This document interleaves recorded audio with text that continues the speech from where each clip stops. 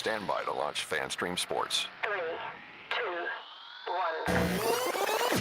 Let's start. Hello, sports fans. Welcome to FanStream Sports. Nothing but pure sports. This is the JP Show. JP, it is so good to hear you back on the air. Stand by. Now, here's JP.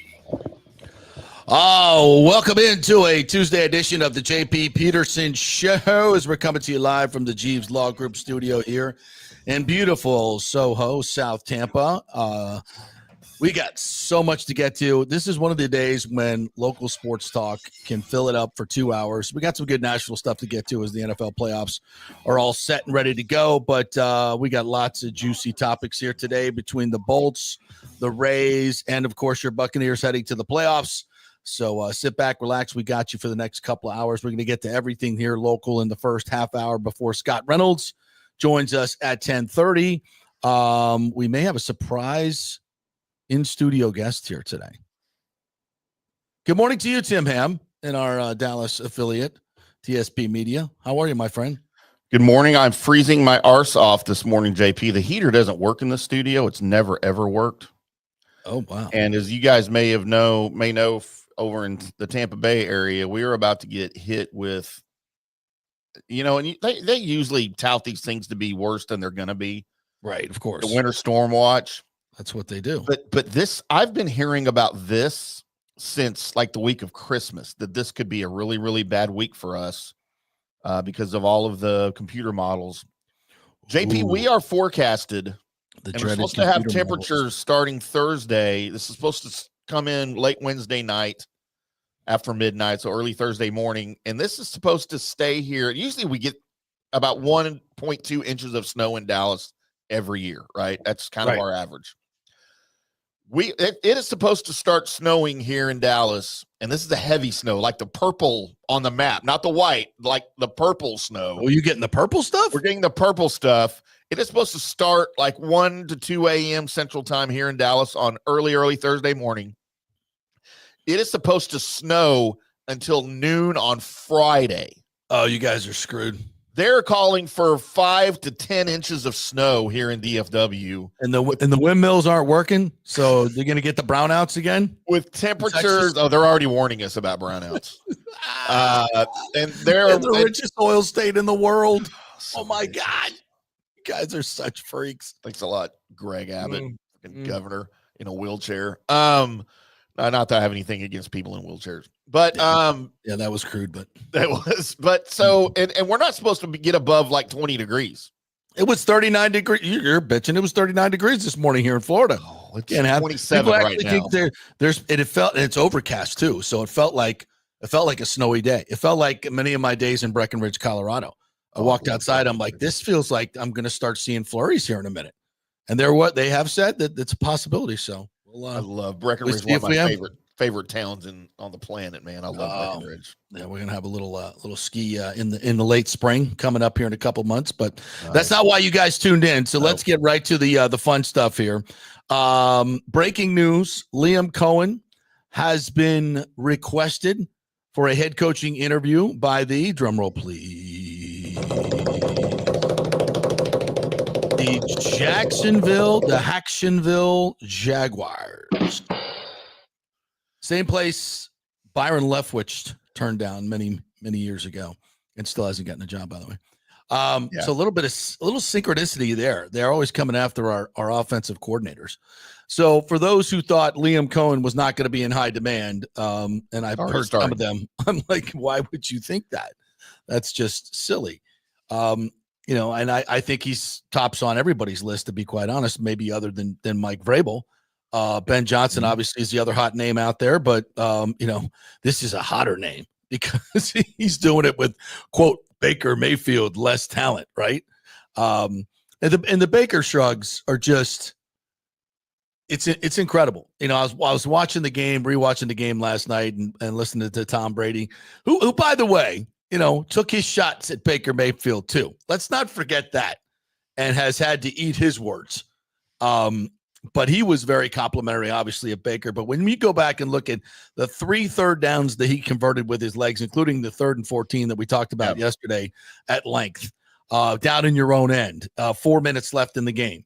and he takes off on a 3rd and 14 for a 27-yard scamper and look quick doing it. And that's a turning point. I mean, if they punt right there, it's going back the other way, and you're almost in field goal range immediately. And the Bucs offense is going to have to, the defense and the offense are going to have to come back and win this game, and you could just forget about a 1K. Mike Evans, that's going out the window as well. So there's so much that could have happened in that moment.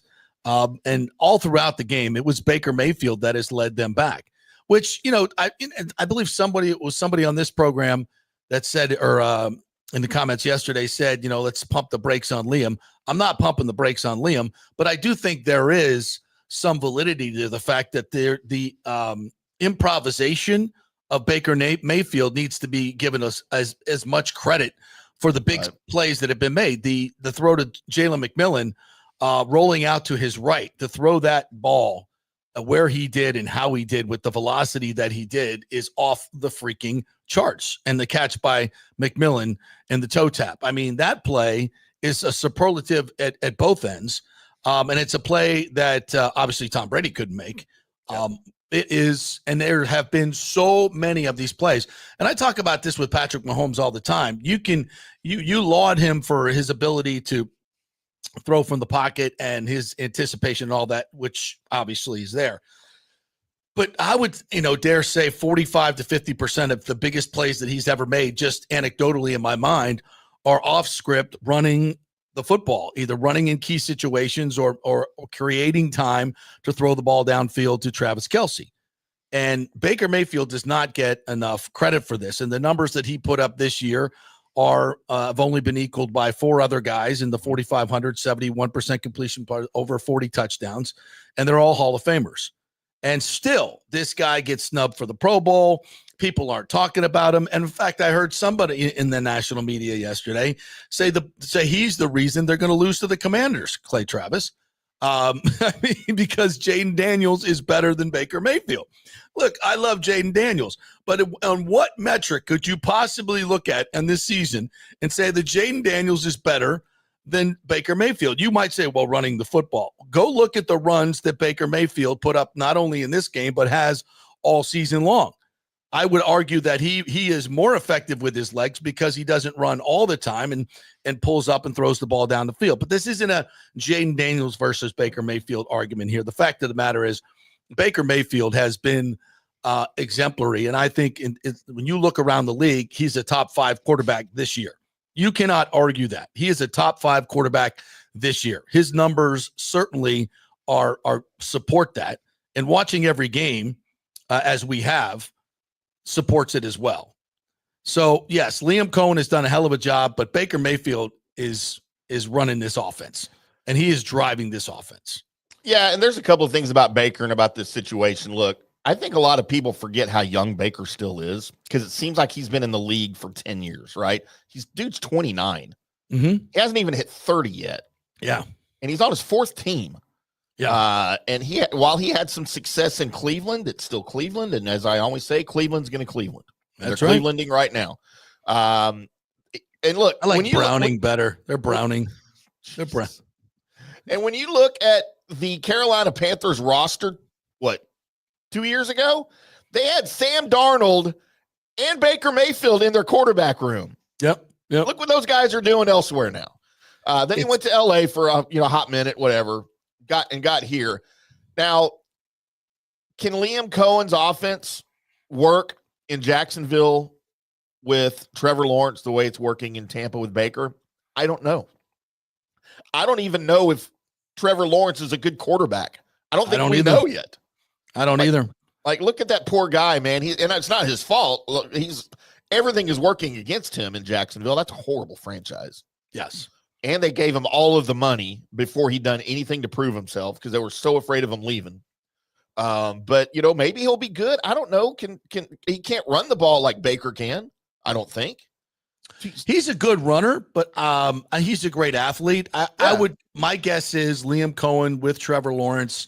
You still got to get the offensive line right. You still got to find a Bucky Irving. I mean, you got to be careful with these offensive coordinators. And I think Liam Cohen is fantastic, but he is in a great spot. He and Baker he and Baker had a pre-existing relationship where they already knew each other and worked with each other. So there was some symbiotic relationship there already. He's working with, in my mind, one of the better offensive lines in football. Bucky Irving is the best running back in the draft, in top 4 in the league right now. I think you're working with Mike Evans and Chris Godwin. Obviously, you didn't have Godwin. I'm not trying to diminish what Liam Cohen has done, but he's working with some tools here. He won't have the same tools in Jacksonville, but he knows what he needs to do to get it. I think Liam Cohen is going to be a good head coach. Will he be great? I don't know. I have no idea. But it's a lot about the situation. And so much in football as we learn, it's not just about one guy. Yeah. It's not about one coach. It's not about one quarterback. It's not about one running back. It's not about any of that. It takes a village. I hate to quote Hillary Clinton, but she quoted somebody else on that. It's a famous author, and they get that out of my lexicon. But it takes a team, and it takes an organization to be great and win Super Bowls. Everything has to be aligned, and I think Liam Cohen is aligning with the Buccaneers. There's no guarantees he goes someplace else he's going to have the same people to work with. And you know who knows that better than anybody else? Liam Cohen. Yep. Liam Cohen knows that. And Liam Cohen is not going to jump at the first opportunity like Dave Canales did. It's a totally different situation. And I'm not denigrating Dave Canales in any way, but he had been passed over for so long. It was like, oh, head coach? Yeah, I'm going. As well he should. And I think he did a great job in Carolina this year, to be quite honest. I think, I never saw Bryce Young being resurrected like that. No freaking way.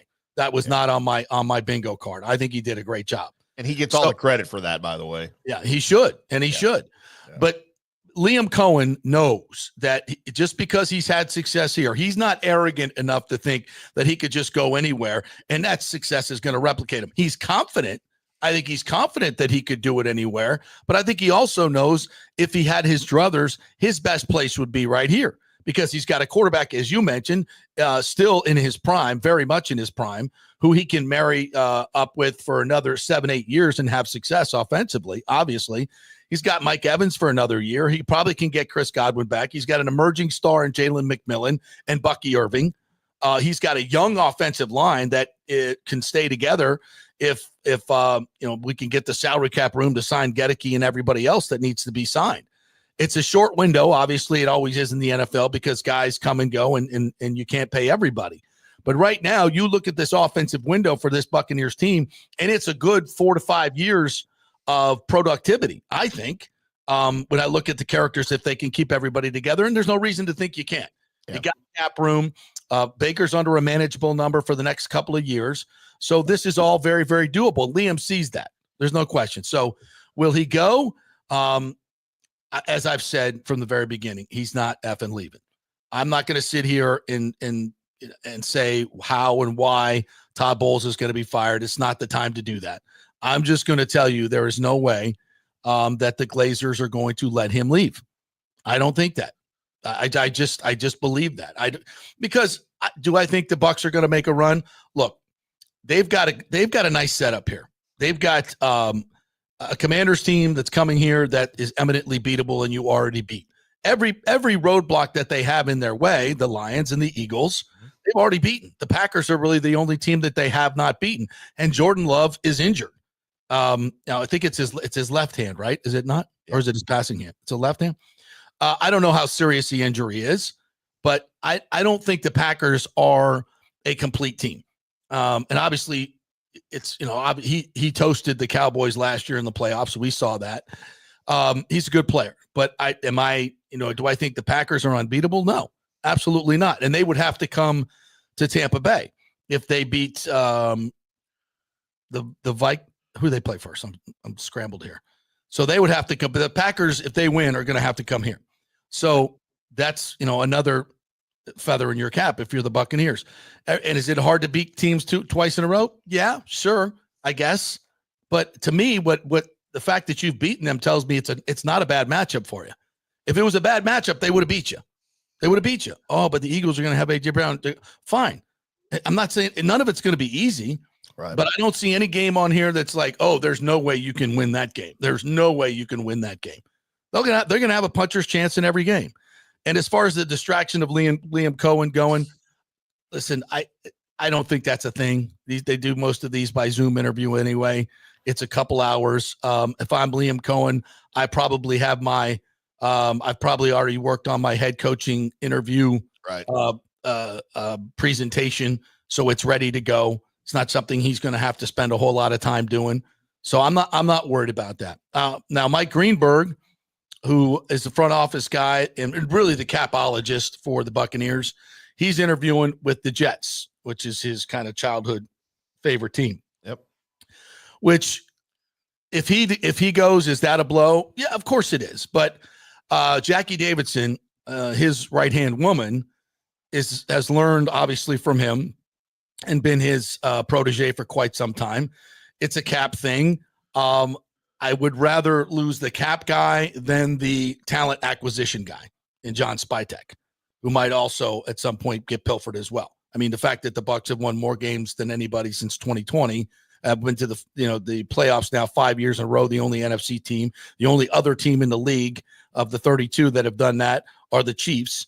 The fact that this front office hasn't been pilfered like the Rays front office is unimaginable, but great. So I would rather, no disrespect to Mr. Greenberg at all, but I'd rather lose the cap guy than I would the talent acquisition guy, because I think there's more inherent talent in picking talent.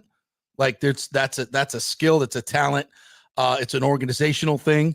So, can the Bucs afford to lose anybody? I mean, you don't want to. You got a great setup in your front office. You don't want to lose anybody, but this is just part of the NFL. And if we have to lose anybody, that might be the guy. And we wish him well. He's done a hell of a job here. And if anybody can turn around that moribund, dysfunctional franchise of the Jets, it's Mike Greenberg, because he's seen how a good organization runs. Now, will Woody Johnson listen to him? See, that's the issue there. Good luck with that. Good luck with that.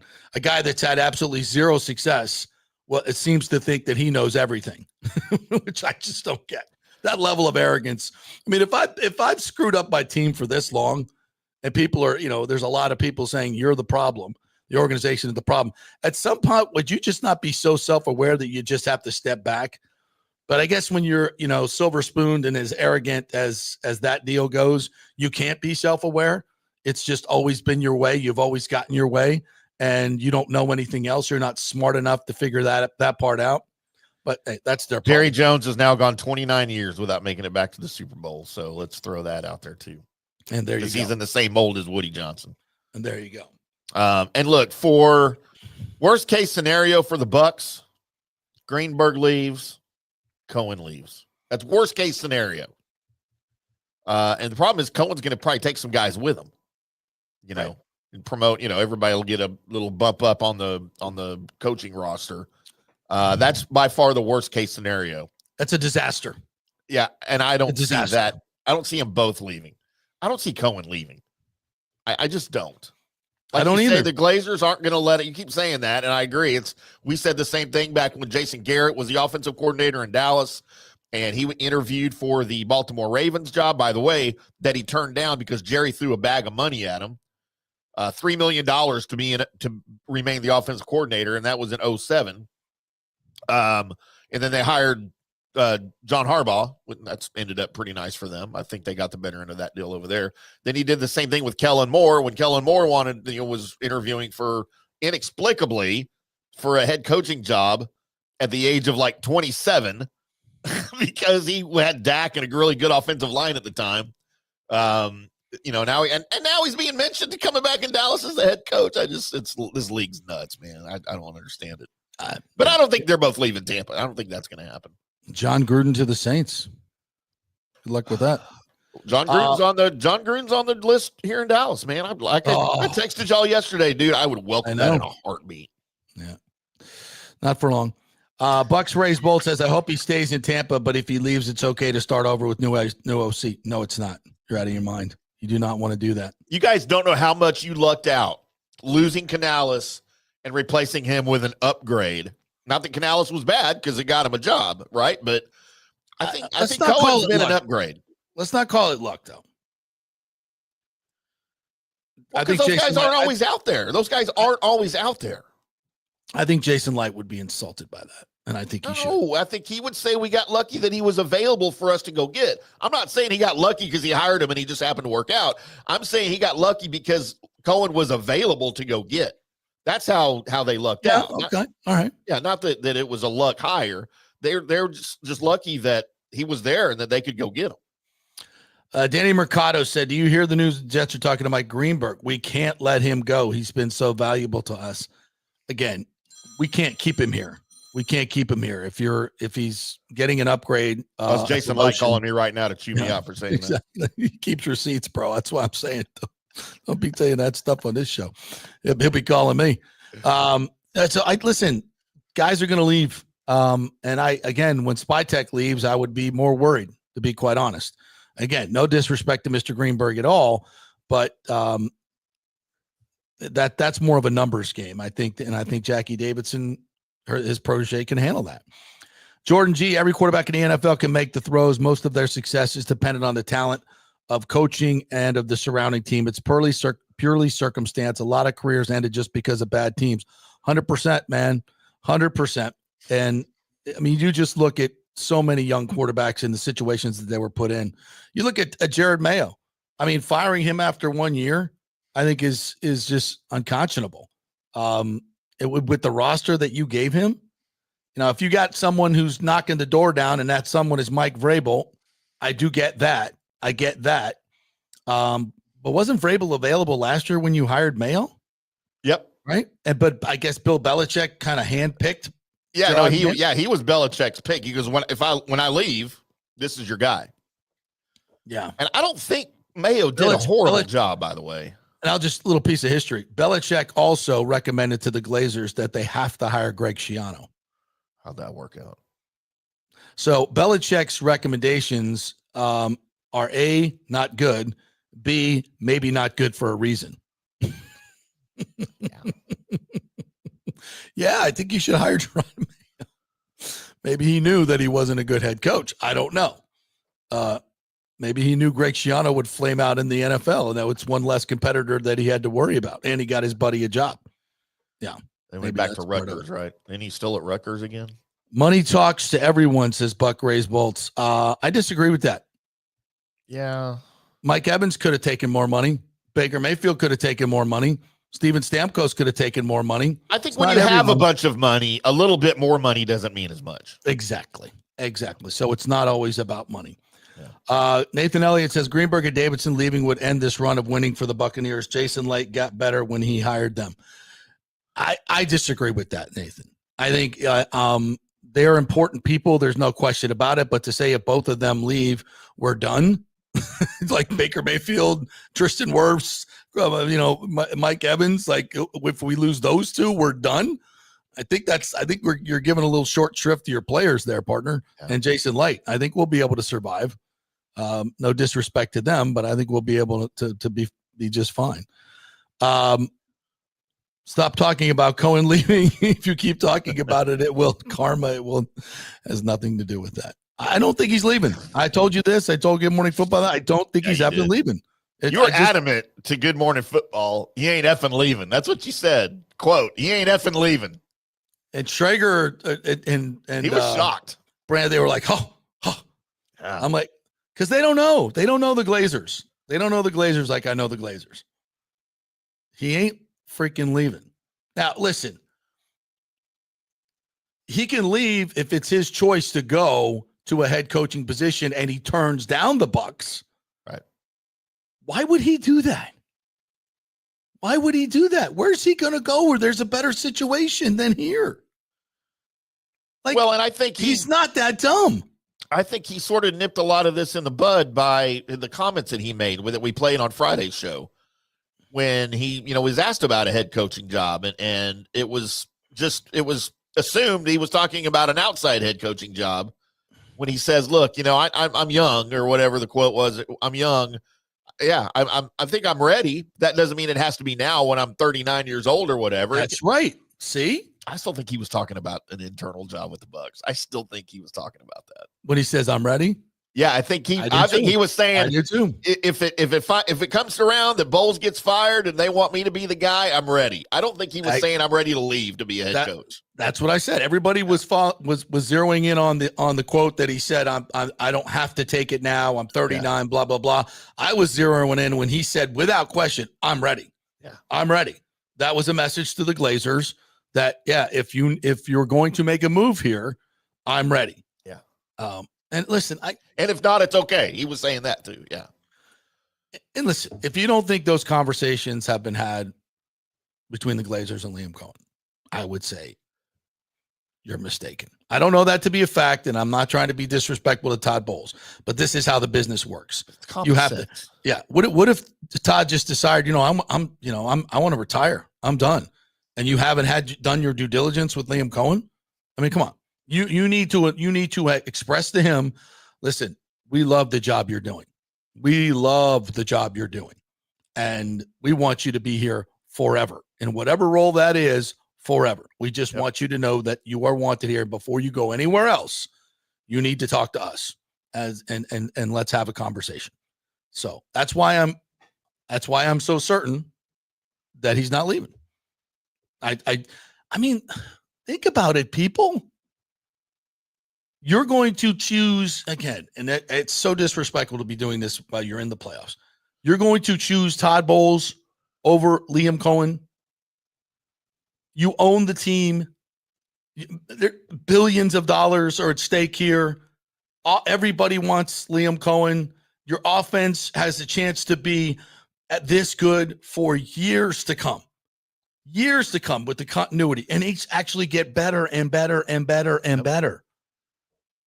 And you're going to say, no.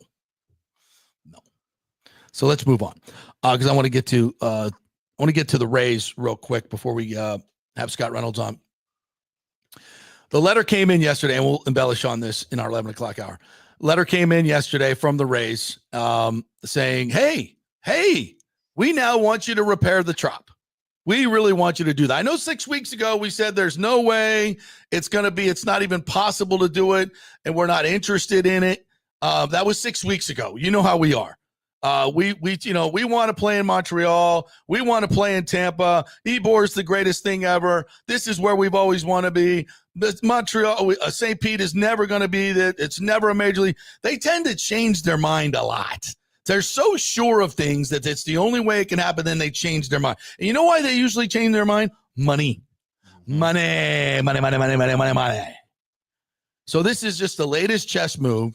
It's like, oh, you think you boxed us in with approving the bonds? We're going to call your bluff, Rays. And the Rays are like, oh, we're going to call your bluff, City. Well, we want you to fix the Trop by 2026. And you better spend that money. So now the city has to go, oh, shiz. So we don't even know if we're getting the FEMA money. By the way, why? Under what world should the FEMA money be used to repair a baseball stadium? But can somebody explain that to me? I know our government's crazy and they do anything they can, and they spent worse money. I get all that. But what justification is there to spend FEMA money on rebuilding a baseball stadium so a billionaire can make more money? Anyway, so we don't know the FEMA money, but this now puts pressure on the city to immediately approve tens of millions of dollars, and it's open-ended. They still don't know how much it's going to cost to repair this roof. It might be $100 million. It might be $150 million. So now the city has to say, oh, shiz. So now we have to approve this, and we're on a timeline to do it. By the way, FEMA paid $156 million to help rebuild the Superdome after Katrina. My bad. I don't understand that at all. I've never understood that. Probably because, we used it as a hurricane shelter. Maybe. Whatever. All right. So, yeah. Well, I kind of can see that because the Superdome hubs all the big games that bring economic impact into. I would not put the baseball stadium in that category whatsoever. No. There's no bowl games that are played at the. Yeah, I mean, let's just forget about that. Anyway, so they now this puts pressure on the city to have to spend tens of millions of dollars, and it's open-ended. So what it does now is it gives leverage back to the Rays to kind of, now go talk to city. Well, listen, if you want to just let us do this or let us do that, we can come to an agreement. And it's also the threat of litigation. So now the shots have been fired like, okay, if you can't do this, the use agreement says you have to do it or you give us other compensation. So it's enforcing the use agreement to pressure on the city to have to spend tens of millions of dollars or look for a settlement alternative with the Rays in some other way. So as I said, this has always been a chess game now. It has nothing to do with building the stadium. The Rays were never going to build that stadium anyway. It was all about a land grab, in my opinion. And I think it's playing out, and we're all seeing that. By the way, welcome aboard John Romano, who is now suddenly skeptical about everything the Rays say because they're not talking to him anymore. Yeah. Again. So it looked great. I'm glad you've seen the light and you've seen that they've been pulling the wool over your eyes and everybody else's eye for years and years. And when you find, and then when the time started getting hit by this and everybody realized what they've been doing, now suddenly they're like, oh, no, we don't trust the Rays either. Well, welcome aboard. That's fine. So this is now the chess move where they're going to force the city to now be responsible for tens of millions of dollars. So it gives them leverage in whatever their next move is on the chessboard. And as I've said, this was when the city and the county approved the bonds, that was check. It was not checkmate. They have now made their next move to block or to threaten the other side. And now maybe they're moving towards an aggressive checkmate position. But it's all about money. It's all about litigation. It has nothing to do with a stadium ever being built in St. Petersburg, because if they really wanted to get that done, they'd be doing it. And they don't. And they never have. And this is proof positive. The $200 million cost overruns, which they've never been able to prove, is just a smoke screen to say they don't want to build it and it's your fault. So they never were going to build that stadium. I told you that a long time ago. And so now the redevelopment of the Trop site that could have been already redeveloped if he would have gone through with the Ebor deal, that would have cost him half of what this stadium's going to cost him. We'd already be playing baseball over in Tampa. It would be filled. They might even have a World Series. Hopefully they would have a new owner, but no. And that site at Trop would have been completely redeveloped. Millions and tens of millions, if not billions of dollars of economic activity, construction, things that'll actually help downtown St. Pete. The Rick Kreisman plan was fantastic with Moffitt Cancer Center. All the other great things they were going to build there, it would already be built. And all of that has been held up by one dude. And Major League Baseball, you should be ashamed of yourself. You should be ashamed of yourself to continue these shenanigans to go on. But here's the kicker. They have now put someone in place. There is going to be a consigliere, if you will. There's going to be someone with oversight like they did with Namoli back in 2001 with John McHale. They brought somebody in from MLB to run the franchise. Now they're bringing somebody in to quote, oversee the repair of the Trop. Well, there's a little bit more than that going on, folks, in my opinion. This is the first move by MLB. And clearly, as we've been telling you, Manfred is not on the side of Stu Sternberg here. He's on the side of getting a local stadium done. And I don't think it's going to be in St. Petersburg. So we'll get more into this a little bit later on, but we're going to hit our first break. Scott Reynolds is coming up. We're going to talk some Buccaneer football. We're going to relive what I think was one of the most memorable games in the history of Buccaneer football, and we're going to look ahead to this week's Sunday night football primetime matchup against the Commanders. We're brought to you by the Jeeves Law Group, JEEVESLawgroup.com. They are local, they are trusted, and they get results. Folks, if you've been in an accident, get the law firm that knows the local landscape and will represent you vigorously. That is the Jeeves Law Group, JeevesLawGroup.com. Not attorney spokesman offices, St. Pete and Tampa. Back at 3. Hey, it's football season, and we welcome back the Gator Report every Monday and Friday, sponsored by the Jeeves Law Group, JEEVESLawgroup.com. Just go to the website. You can contact them through there. Scott Jeeves is a tremendous, aggressive attorney and a big Gator fan, so we appreciate him supporting this show and, of course, your Florida Gators. They are local, they are trusted, and they get results. Whether it's personal injury or anything else, any law matter at all, it's the Jeeves Law Group, JEEVESLawgroup.com. Give them a call. Tell them JP sent you. So many of our Tampa Bay neighbors are finding out the hard way from Hurricane Helene that homeowners insurance does not cover flood damage. You must have flood insurance. It's a separate policy, Immediately call Italiano Insurance at 813-877-7799, and they will shop around to find the best policy before rates go up. Lock it in. Over 60% are underinsured in Florida, or you're not getting your discounts that you're entitled to. So do an insurance checkup at Italiano, and they could save you thousands of dollars. Italiano will make sure you're with a highly rated insurer, so there are no surprises in your time of need. Our hearts go out to all our neighbors devastated by Helene. These are the times we're proud to protect all the pieces of your life. Italiano Insurance, 813-877-7799. Old Hurricane Helene put a hurting on Tampa Bay, and for many of you, the rebuild will be a long process. You must beware of unscrupulous contractors offering up quick fixes for incredible prices. It's a scam. So go with long-standing reputable companies like Third Generation Plumbing and AC. My friend John Rodriguez has been serving Tampa Bay since 1995 with hundreds of five-star reviews. If you need a new AC system or any home repairs from Helene, they will work with insurance companies to get you taken care of quickly, expertly installed, of course, and a 1-year maintenance plan and 10-year warranty included on all AC units. 0% financing for 60 months. Contact them at thirdgenerationplumbing.com or 813-961-8024. That's 813-961-8024, thirdgenerationplumbing.com. Ciao, Paolo Tini here, owner of Caffè Paradiso, one of South Tampa premier traditional Italian restaurant. We were recently voted number 3 on Open Table list of Tampa Bay's top 10 restaurants. We're very proud of that because we take great care of preparing each dish by hand with homemade sauces, pastas, only the freshest local ingredients. You won't see the big institutional vendor trucks pulling up to our back door. We get our seafood from local vendors. Sometimes I even drive out to Tarpon Springs and pick out our daily catch right off those boats. So stop by and say hello. Try our traditional lasagna, the fresh veal, some of our signature dishes like capelli al granchio, that is angel hair with lump crab meat, our branzino, that is a sea bass. We're located at 4205 South McDill, and you can make a reservation on Open Table and read all the great reviews. See you soon. Ciao. Grazie. Let's go. Right now, back to the show on FanStream Sports. All right. Welcome back to the JP Peterson Show here. My music is loud and my mic is not as loud. Are you hearing me okay, Tim? I don't even hear you. Yeah, you sound great. Okay, you're fine. Maybe turn your headphone thing up a little bit on the board next time you can reach it.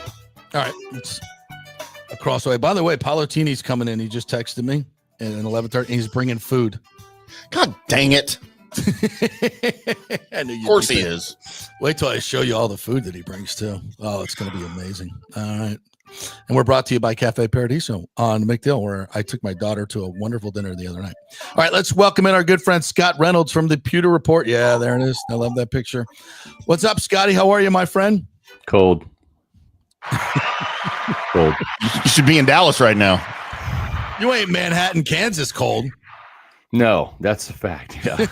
Matter of fact, my daughter Ellie was supposed to fly out Sunday evening and Sunday afternoon, and you know, it couldn't because of the blizzard out there.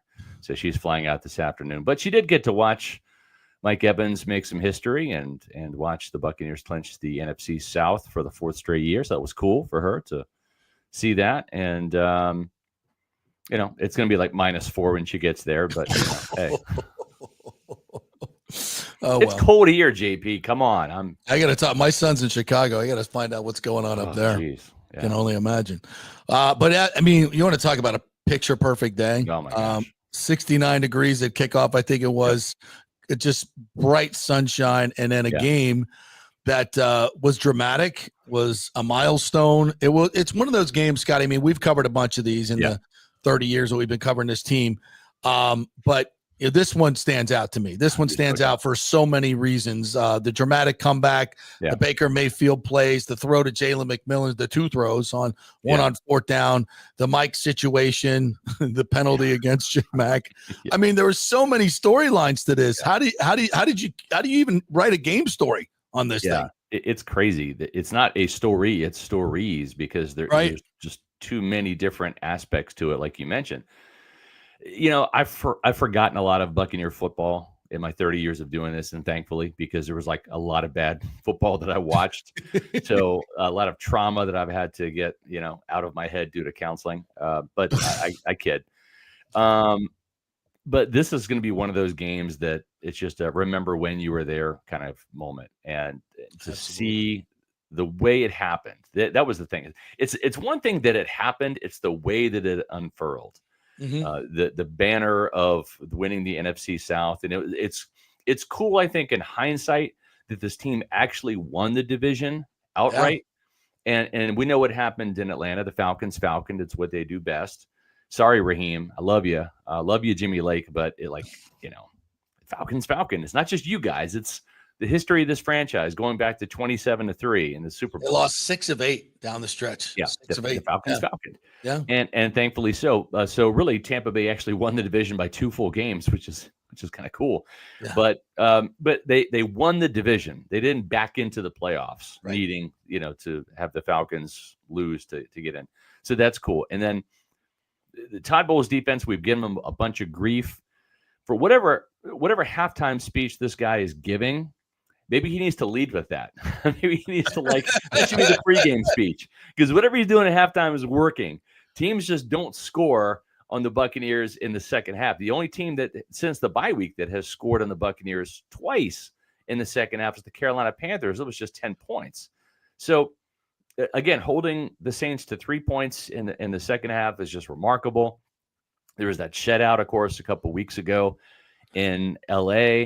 Even the Dallas Cowboys game. Yeah, I mean, they only got 3 points in the second half. So Todd Bowles is unit's really doing the job in the second half, and then for them to get that stop with 36 seconds left and allow Mike to get that moment was just absolutely amazing. It's and I've covered every single second of Mike's career since he was the first draft pick ever by Jason Light. How about that at bat, right? Your first time at the plate, grand slam, Hall of Famer. But yeah, it's so cool to see because of how much he's revered. And we had somebody, I think, on our Pewter Report podcast the other day, a fan said, they should make a statue of this guy and put that outside of Ray J. And you know what?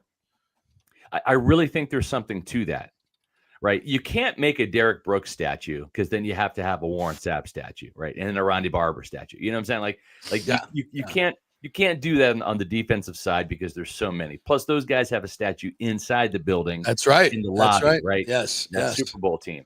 So Mike is really the one and only. And I have great respect for Mike Allstott, who was, until Mike, the best offensive player in team history. But you're in good hands with Allstott. Absolutely. But yes. What Mike Evans has done has transcended what Mike Allstott has done, right? I mean, this guy is I think he's now a first ballot Hall of Famer. I think that's what Sunday did. It took him from being a Hall of Famer who's kind of been slept on and overlooked and hasn't gotten the media attention. It now makes him a first ballot Hall of Famer. I agree. When you're in the same sentence as the only 2 receivers are Jerry Rice and you're the first ballot Hall of Famer. So yeah, I'm in favor. Build the statue. Since he's one of one on the offensive side of the ball, he deserves the statue. This guy's a humanitarian. The Glazers, they've admitted they like writing checks to their own guys, their own homegrown talent. That's so much better than writing a check to a free agent who you don't know, who has yet to play it down for you, right? They've lost tens of millions of dollars doing that in the past. But when you're Joel Glazier or Brian, whoever signs the check, that's got to feel pretty good because not all that money's going into Mike's pocket. There's money that's going right back into the Tampa Bay community, right back into Galveston. That's right. I mean, I don't know what percentage he gives away to charities. It's a lot. It's a lot. And I think that's the cool thing about this is you talk about money well spent. Yeah, the Bucs are getting what they pay for on the field. But, man, some of that money is going to really help people because Mike is such a humanitarian. Yeah. And if he does a statue, what's the moment that you encapsulate and immortalize? Either I would do, what moment I would do? Remember when he got up after he got the record, he took the ball and he threw it down, which, by the way, should have been a penalty. Good thing he didn't make finger guns. Right. That would be the moment with the guys around him. The guys were all around him already, threw the ball down. It was just yes, that was the moment. Or maybe the uppercut move that he Yeah, does. The I celebrations. think that would be he would too. like that. Yeah, you think he he's would? A boxing Yeah. fan. I think he'd love that uppercut. Yeah, because that would be a nice immortalization. Either one of really those is fine with me, but I agree.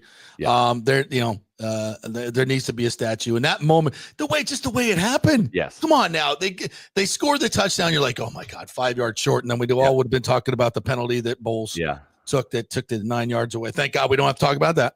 Right. And I'm like, what are they going to do?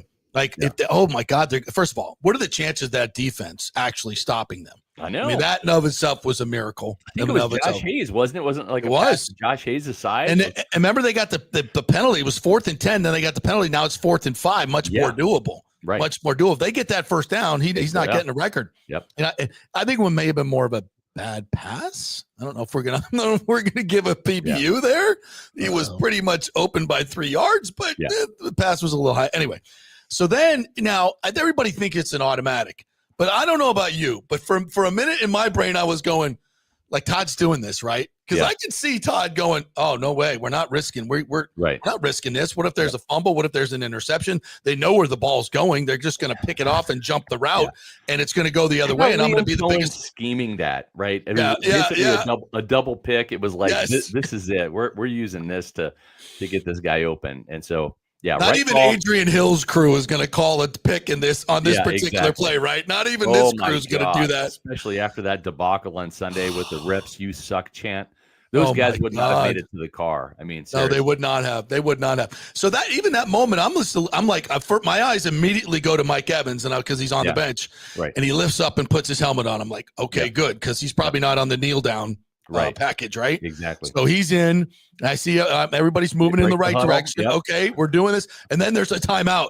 And I'm like, oh, my God, he's rethinking this. Yeah. My eyes immediately went to Bowles. I'm like, he's rethinking this. Yeah. He just saw that they lined up in a package, and he thinks they're going to get an interception. He's rethinking this. I'm like, no, you got to do it. Yeah. And then they motion Mike over from the other side into that where, I mean, and then I also thought, they're going to put like 3 guys on top of Mike. They're going to move the nose tackle out because and then 3 corners. It's because that's what they do. That's what they do. They're not going to play it straight up. Right. So I said it yesterday. I tipped the cap to the Saints for not doing that because they could have.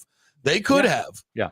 And they didn't do it. So like the James Wilder thing back in 1984. That's right. Yeah. The Jets did not allow him to get any yardage at all. They the Bird could have thrown it over to wide open anybody, right? But they were not going to let it happen. So I'll tip of the cap. So the whole way that thing went down was just, it was storybook. The NFL script writers definitely outdoing themselves. Some of their best work. I think so, without question. I think it's some of their best work. Yeah. But what did we learn about this team as we head into the playoffs about this? That they're so slow starting. They allow teams like this. I mean, they've started fast most of the year, but allow teams defensively. JP, was the first time the Buccaneers didn't score first and they won. So I think they finally checked that box, crossed that mark, jumped the hurdle, whatever you want to call it. And now the next one that looms is this team was 0-4 in primetime during the season. Right. Sunday Night Football, you got to win this game, right? So they've been close a couple of times. The Dallas game for sure, 26-24 with the fumble at the end, taking the Chiefs to overtime in Monday Night Football, the overtime Thursday night game to kind of start the primetime debacles this year. Lost in overtime there. The Ravens game, which was an absolute debacle. You lose both your starting receivers, and you basically got waxed. I mean, the worst game of the year. Yeah. I mean, you put the lipstick on the pig. You got it within 10, but you were down 34 points at one point. I mean, it was just ridiculous. So, and the interesting thing is that was the only game the Buccaneers scored first, and they lost. So they were 9-1 when scoring first, and they were 1-6. I think that's the right math. 1-6 when they didn't. Yeah. So if the Bucs score first against the Commanders, history says they have a very good chance of winning that game. And to be the eternal optimist, recency bias would suggest, JP, if they don't score first, they're still going to win because, gosh darn it, they did it last week. Saints. They did it last week. Yeah. Yeah. But I think, to me, this was another Baker absolute masterpiece. You know, Oh, yeah. I watched the game back last night. Yep. And there were 3 third downs that he converted with his legs, including the first a third one was and 14. was the key. That was the spark. That was the third and igniter. 6. Yeah. Yeah, that was the key, because he got in the Saints' face, kind of like, Teabagged the guy. yeah, put his I didn't junk see right that. in his face. He Yeah, teabagged him. yeah, he put the junk right in his face, and that just ignited the whole place. The crowd, the offense on the field, the Bucs sideline. It was just like match to gasoline. Boom, Yep. And that was it. And after that, he was locked in, looking to run, looking to throw. Baker was baking. Yes, he was. To be very, what's the right word? Precise. Politically correct. No. What's it like when it's obvious? What's the right word? I'm having a brain fart here.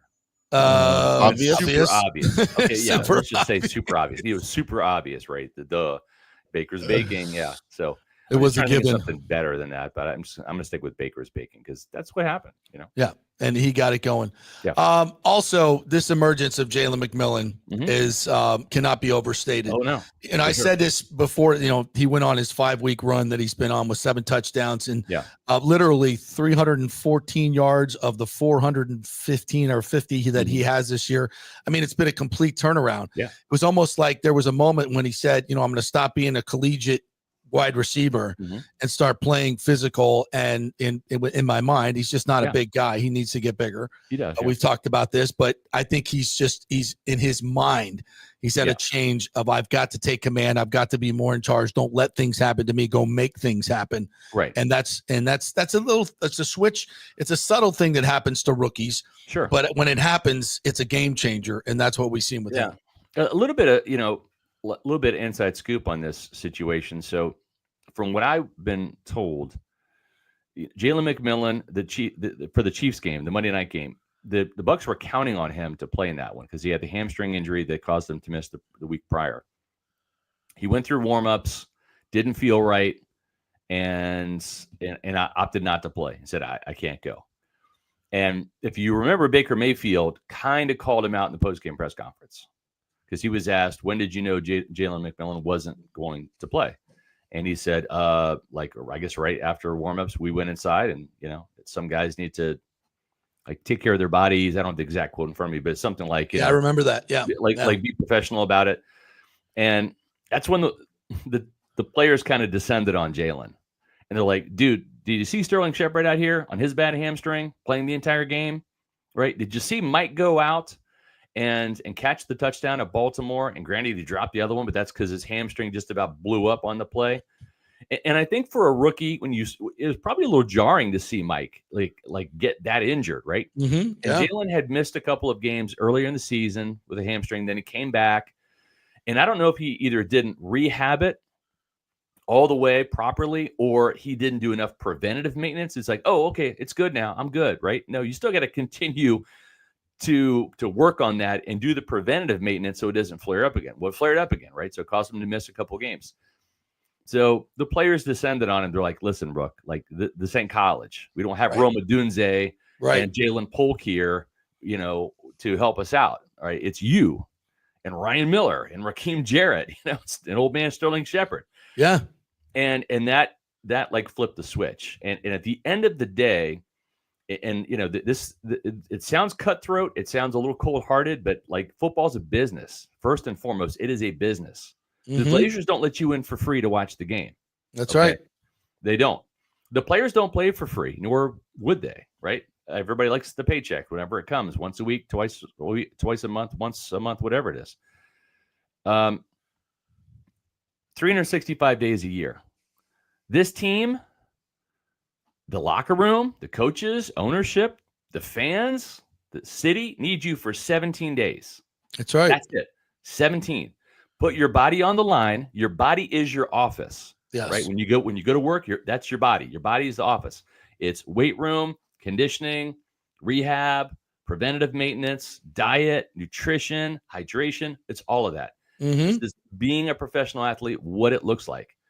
And I think he finally got it. And that's a lesson learned by him. And when you got Mike Evans and Chris Godwin and Sterling Shepard, 3 guys that are been there, done that in that room, they got They got to him, and they got through to him, and he's turned it around, and he's bought in, and look at the fruits of his labor. This guy's always had the talent. He just had to learn how to be a pro. Mm-hmm. And when he did that, he's the guy that said he wanted to make the cannons go boom, and boy, has he done that. The best player ability is availability. Damn right. Every day of the week. Do you think that his performance here in the last month or so of the season, what kind of influence is that going to have on the team's, decision to bring back Godwin or not? You bring Godwin back. Absolutely. I think you do either way. I mean, you do either way. Yeah. And here's Can't why. have enough guys. Jason Light went out and signed Antonio Brown. He had a younger version of Mike Evans at the time and a younger version of Chris Godwin at the time. And he had Rob Gronkowski. Yeah. Right. That's 3. And I had somebody that knows a lot more football than I do tell me any defense can take away 2 weapons, any defense. And that's why Tom Brady struggled in 2022. Double team Chris, roll covers to Mike, right? And good luck. Good defenses can take away 3 guys, right? One-on-one here, one-on-one here. We're going to bracket this guy, right? Like that's what good to great defenses can do. You don't have enough great players in a secondary to take away 4. You just don't. And that's why Tom Brady went to the line of scrimmage and said, oh, AB's got this guy. Mike's got this guy. Oh, Chris has got this. Going to Gronk. Gronk's got that guy. That's the matchup I want. Tom knew where the ball was going before the play was even snapped, just based upon personnel matchups, based upon where the alignment was of the defense, what the coverages that he was expecting. And that's why this team was like 30 points a game, like money, like every single week, because with 4 guys, it's unstoppable. So you bring back Chris Godwin, and now you've got Mike and Chris and Jalen. And not only do you have insurance in case you miss Chris for a little bit, or you miss Mike, or let's say Jalen's out, you still got Mike and Chris. Then you draft another young receiver, maybe 3rd round again. You already hit on Jalen. You already hit on Chris Godwin. Maybe you get a couple of defensive guys early, and you get that other wide receiver. You draft a starting caliber wide receiver on day 2 to throw into the mix. Mike isn't going to play forever, right? Chris will be re-signed. I'm guessing probably a similar deal to Mike, 2 years, because Chris will be 29 in March when free agency is, coming off an injury, right? So you have to think Mike probably has 2-3 years left. Mike will be 32 next year. He'll be in a contract year. I expect the team will probably make him play it like they did Levante, like they did Rondé Barber at this stage of the career. That's what it is. And then it's a 1-year add-on. Especially after the hamstring. Yeah. Exactly. Yeah. So, and that's the smart play. And Mike, we love you. We did the same thing to Levante legend. We did the same thing to Rondé legend. We're doing the same thing to you, Mike legend. That's right. Tacking on a 1-year deal. We're going to give you market value. Might be 1 year, $25 million. We did that with Tom Brady too, by the way. Plus incentives. Get your 1K, get another 3-4 mil. Boom. There you go. Right. Yeah. So that's how you play it. But you can't have what happened this year with Raheem Jarrett, Ryan Miller, Scrub McGee, whoever they put out there. You can't have that, right? I want that jersey. So that's the lesson learned is you draft another receiver, and then guess what? 2-3 years down the road, maybe it's Jalen McMillan, number 1, and this guy that you're drafting, number 2, I to can eventually definitely replace that Mike and Chris. You have definitely. to do that. You got to continue to stockpile the wide receiver position. Have to. And we'll dovetail on that with the fact that not having those guys out there and still being able to put up 24 to 27 points a game is a great credit to Baker Mayfield and Liam Cohen, who has now been requested by the Jaguars to interview for a head coaching job. We knew this was coming. Yeah, we knew this was coming. The Patriots will be in the mix too. Yeah, I mean, I gave my take on it earlier. What's your take on how this all goes down? I don't think. Would you like to take the 5th on this at this? I'll take the 5th right now out of respect to Todd Bowles, but I don't think the Blazers let this guy go. And if they do, God help them. I said the same thing a little bit more in detail, but it's not time for this conversation. But as I said, love Todd Bowles. I've got tremendous respect for Todd Bowles. I've given him his flowers for what he's done. I've been very fair to Todd Bowles. I praised him when praiseworthy. I've criticized him when he's deserved it. I don't know if you've been to any Bucs games this year, Tim. probably haven't down there in Dallas. JP and I have. Mhm. Have you seen the full stadium, JP, at any time this year? I haven't. Stadium has not been full. Has not been full. This is a three-time division winner under Todd Bowles, 4-time in a row, 5 times making the playoffs. You have exciting players in Baker Mayfield, Mike Evans, Bucky Irving. It's kind of full. It's not capacity. I don't think Suites they've are had any full. sellouts. Suites are full. Suites are full, sure, but I'm just saying that's thanks to Tom Brady. Yeah, this has not 5-year been deal. an at capacity type of season for the Buccaneers, and it should have been, right? But it hasn't. And do people come to watch the head coach? No, but I do remember the stadium being full with Bruce Arians. I remember it being full with John Gruden. Okay, and those were fiery, edgy, offensive-minded coaches. And I'm not saying Todd Bowles is the reason why they're not sold out, but I think the fans would love to see Liam Cohen stay in Tampa and eventually become the head coach of the Buccaneers, whether it's sooner or later.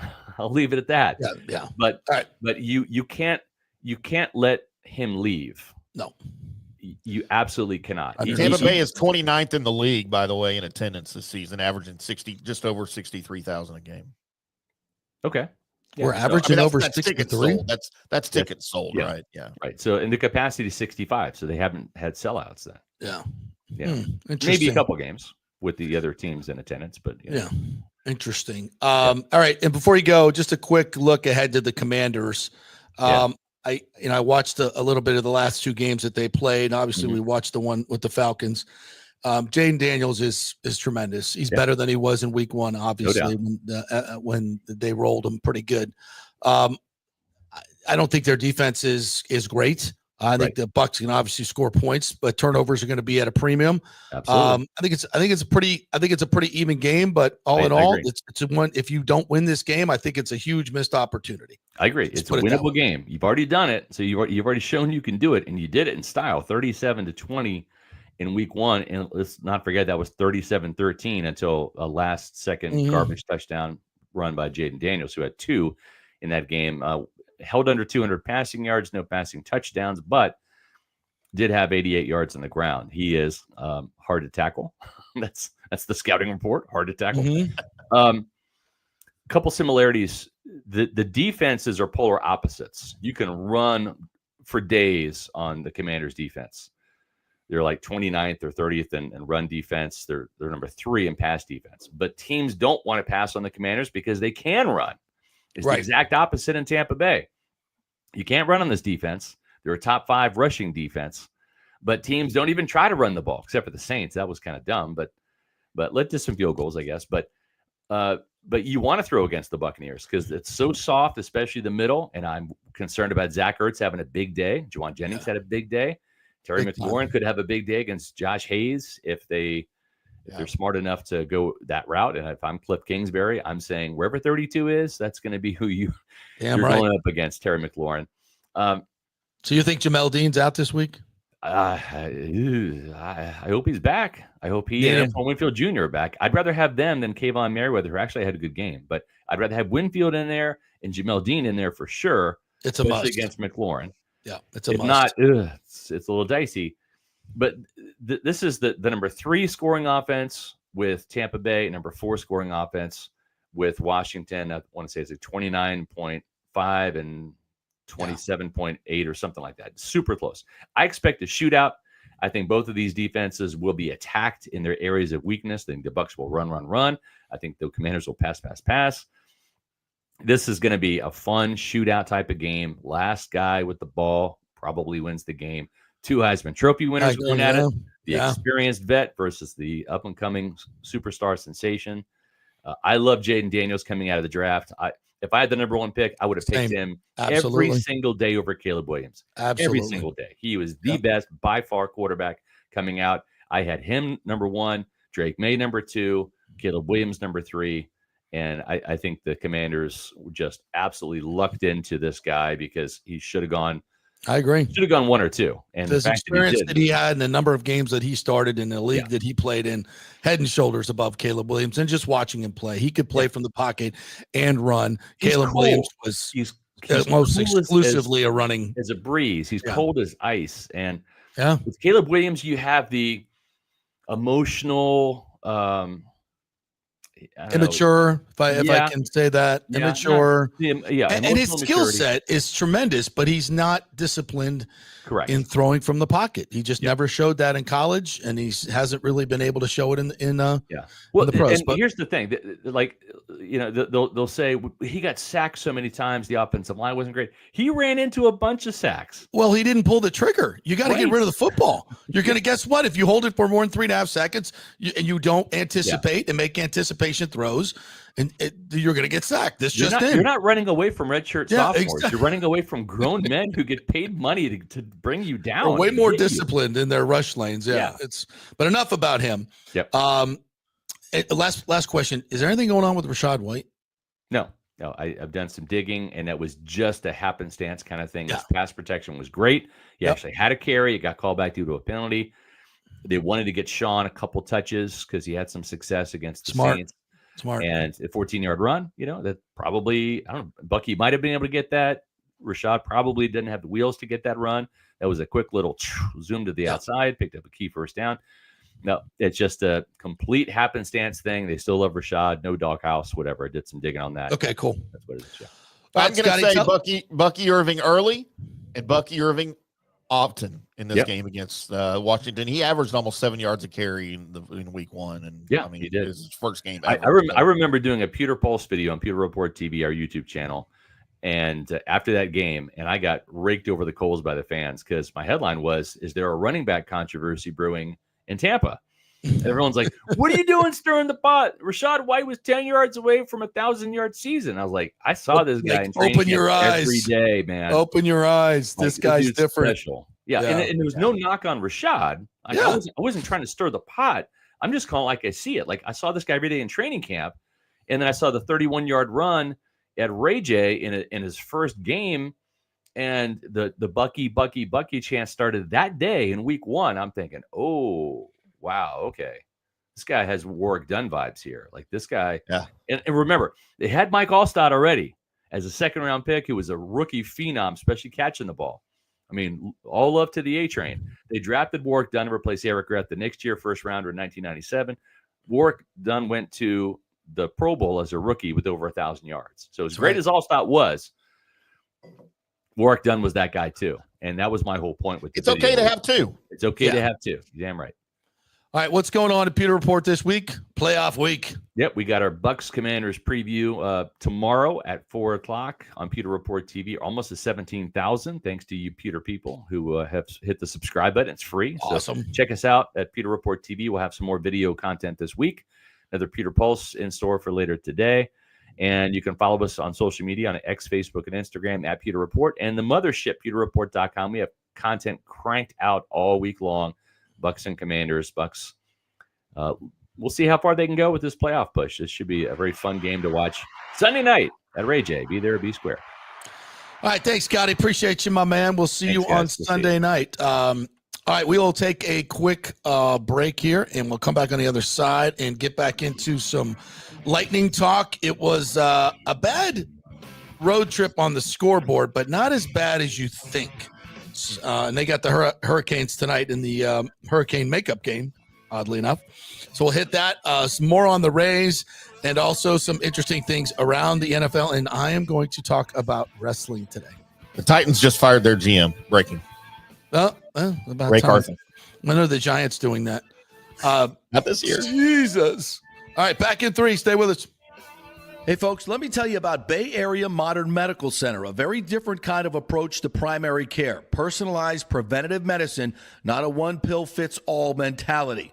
Christopher Lugo and his experienced medical staff are proactive in looking at issues before they become a problem, encouraging a healthy lifestyle with proper diet, supplements, and exercise to optimize your active lifestyle.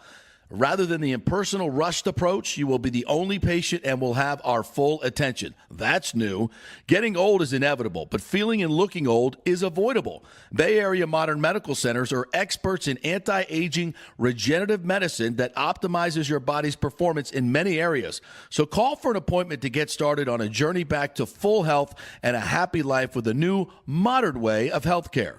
Call 844-977-3477 or go to BAMMC.com.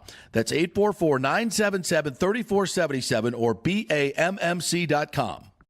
Hey, JP here for the Gold and Diamond Source. There's been a lot of talk about lab-grown diamonds. Oh, they're just like the real thing.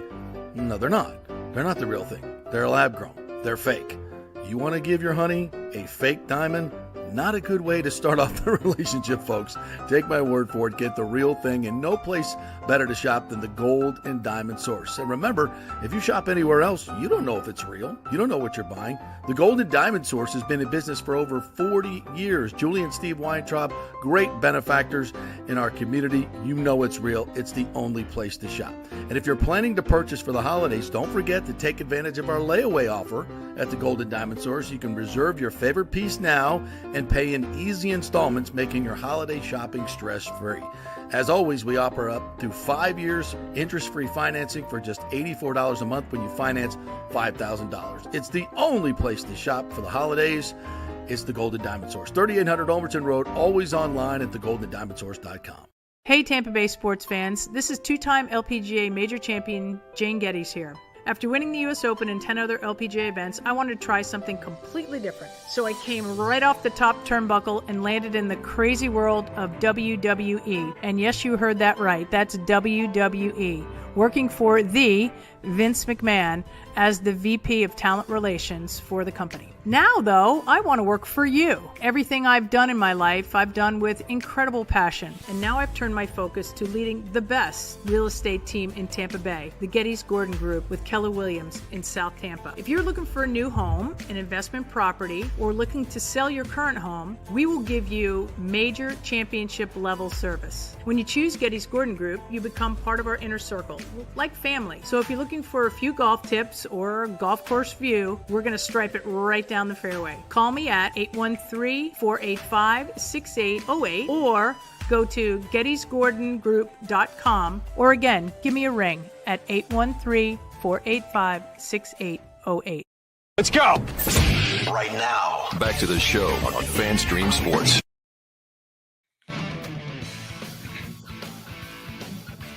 All right, welcome back to the JP Peterson Show, brought to you by the Gold and Diamond Source. Their post-holiday sale is on, folks. For a limited time only, get up to 50% off everything in the store. Rings, necklaces, earrings, pendants, chains, up to 50% off everything. New Year's is the best time to get engaged as well. So don't forget about the Gold and Diamond Source, because they have the largest selection of engagement rings. They have the best prices, and they have the most incredible customer service that will not make you feel pressured, keep you within your budget, 3 to 5 years, interest-free financing, and you will get what you pay for. You don't know that at other places. A lot of fake diamonds out there. You have no idea what you're buying unless you go to someone that's been in business for over 40 years and has the great local reputation that the Golden Diamond Source does. So Golden Diamond Source, 3800 Ulmerton Road, always online, goldendiamondsource.com. All right, my friend, let's get to some of the comments, shall we? And, I've got one real quick if I can address it first while I got it at the forefront of my mind. Yes, sir. From our buddy John Hill. This one right John here. Hill. Yes, that one. John, the way I would describe Shamar Stewart, first, badass. Second, Myles Garrett starter kit. He would be a great addition. He's had a career year this past season. He has improved his pass rush and his pass coverage tremendously under Sean Spencer, who's his position coach. And of course, his defensive coordinator, Jay Bateman, since Elko took over there as head coach, brought Bateman back in. He has become, he was kind of a pass rush specialist before, but he's got a full game now. He's got a full complement of skills in even in pass coverage. So, which maybe even a little more than Myles Garrett, more so than Myles Garrett. But he'll be if the Bucs get a hold of him. Think I'm trying to remember the guy, the rookie in Las Vegas from Texas Tech from a couple of years ago, who's Max just Crosby? No. No, he's not Max Crosby. Samar Stewart could be Max Crosby. Yeah. With some more development, but I can't. Will he be there in the late 20s though? Early 20s, late 20s when the Bucs will probably be picking? Aggies don't go very early, man. That's the thing. You look where Miami got Achane. I mean, fourth round or something. That was but that's a running back. That's a running back. Edge rushers are premium, obviously, and when they're, what number edge rusher is he ranked? Is he? I don't know. Yeah, I don't know. I haven't seen where they've got him. Aggies offensive linemen usually go first, and I don't know that they've got any that's Kenyon Green from a couple of years ago went to Houston, and he's just been dealing with injuries. He's been a complete failure in Houston just due to injuries. But and he went top 10 to Houston. But, Shamar Stewart, cross your fingers, man. Any team that gets him is gonna get a weapon. Yeah, nice. We talked about the Rays situation. We'll revisit it here. There we go. Thank you for that. Yeah. Rick says, leave it to the Rays and Stu to shite on the Bucs. Good vibes. Yeah, they had to send that letter out yesterday, right? Like, are you kidding me? On Victory Monday? Of course. And in no place in that letter is there any hint of working together to get the stadium done. Like in no place is like, and we're moving forward with the other progress to get the stadium done, to have the Rays here for generations to come. And we're really looking forward to working with our partners at the county and city to bring this to fruition and blah, blah, blah, blah, blah. Not one word about that. It's just about, you said you guys got to get this thing repaired. So let's put it on a timeline and let's start moving now. Even though we told you 6 weeks ago we had no interest in it, now we have interest in it. Yeah. It's such a ploy, clearly a chess move to put pressure on the city to get whatever outcome that the Rays want. They're just basically saying, we're going to be a pain in your ass until we get what we want. And we're not going to let you develop that Tropicana field site until we get what we want. And it's always the way they've done business. And that's why I told them in the very beginning and warned them, do not do this. You're crazy. And this is what you get. Hugh Jetson says, you said it, JP, the Trop was used as a shelter Army Corps staging area. FEMA should assist for future hurricanes. Okay. Guess why they moved out of there? Because you have a fabric roof. And you're going to put another fabric roof on this building?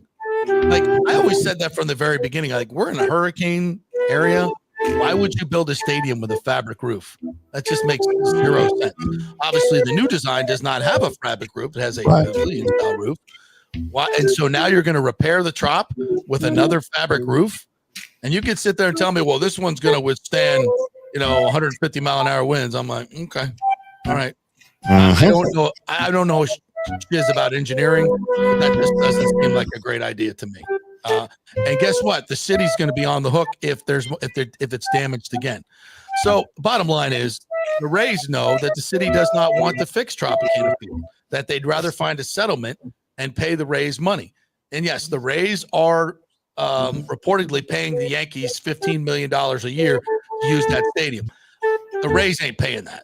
I guarantee you, in my opinion, that is not coming out of the Rays checkbook. Either Major League Baseball is paying for that or the city is going to pay for it because they did not provide a Major League facility for them as they are supposed to in the use agreement. So clearly the Rays could sue the city for that money and get that money. So that's not coming out of the Rays pocket. This idea that they're going to, lose gobs and gobs of money because of the smaller stadium is untrue. They don't sell. They only average 16,000 anyway. The tickets at Steinbrenner are probably going to be 30 to 40% more.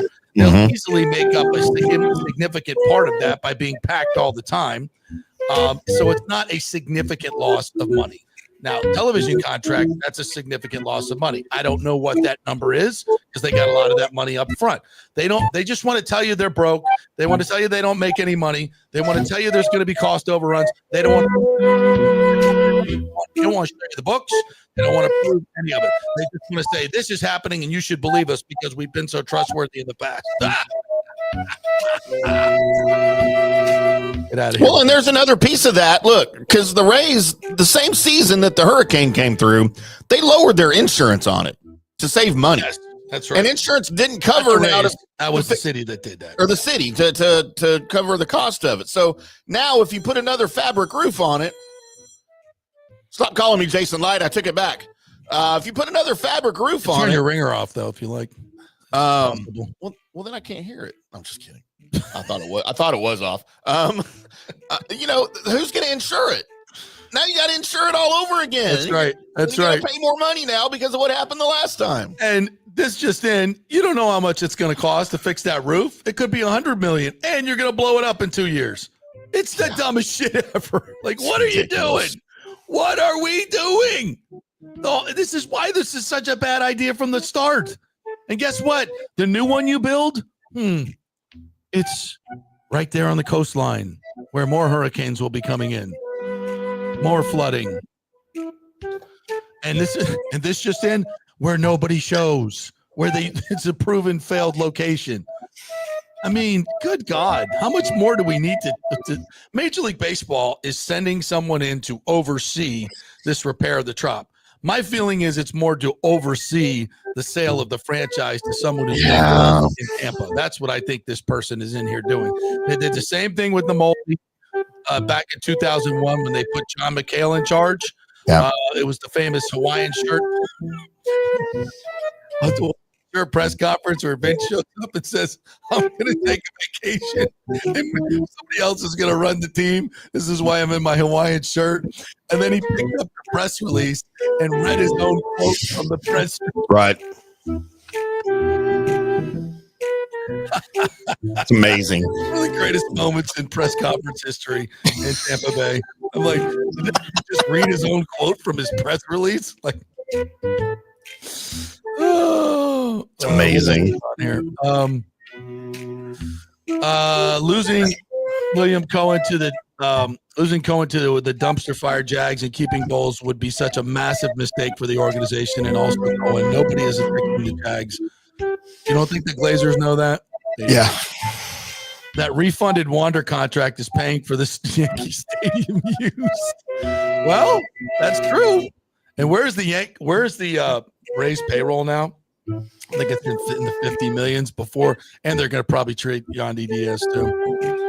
JP, did you see the great people boo Hulk Hogan on WWE last night? I did. Was that a thing? Yes.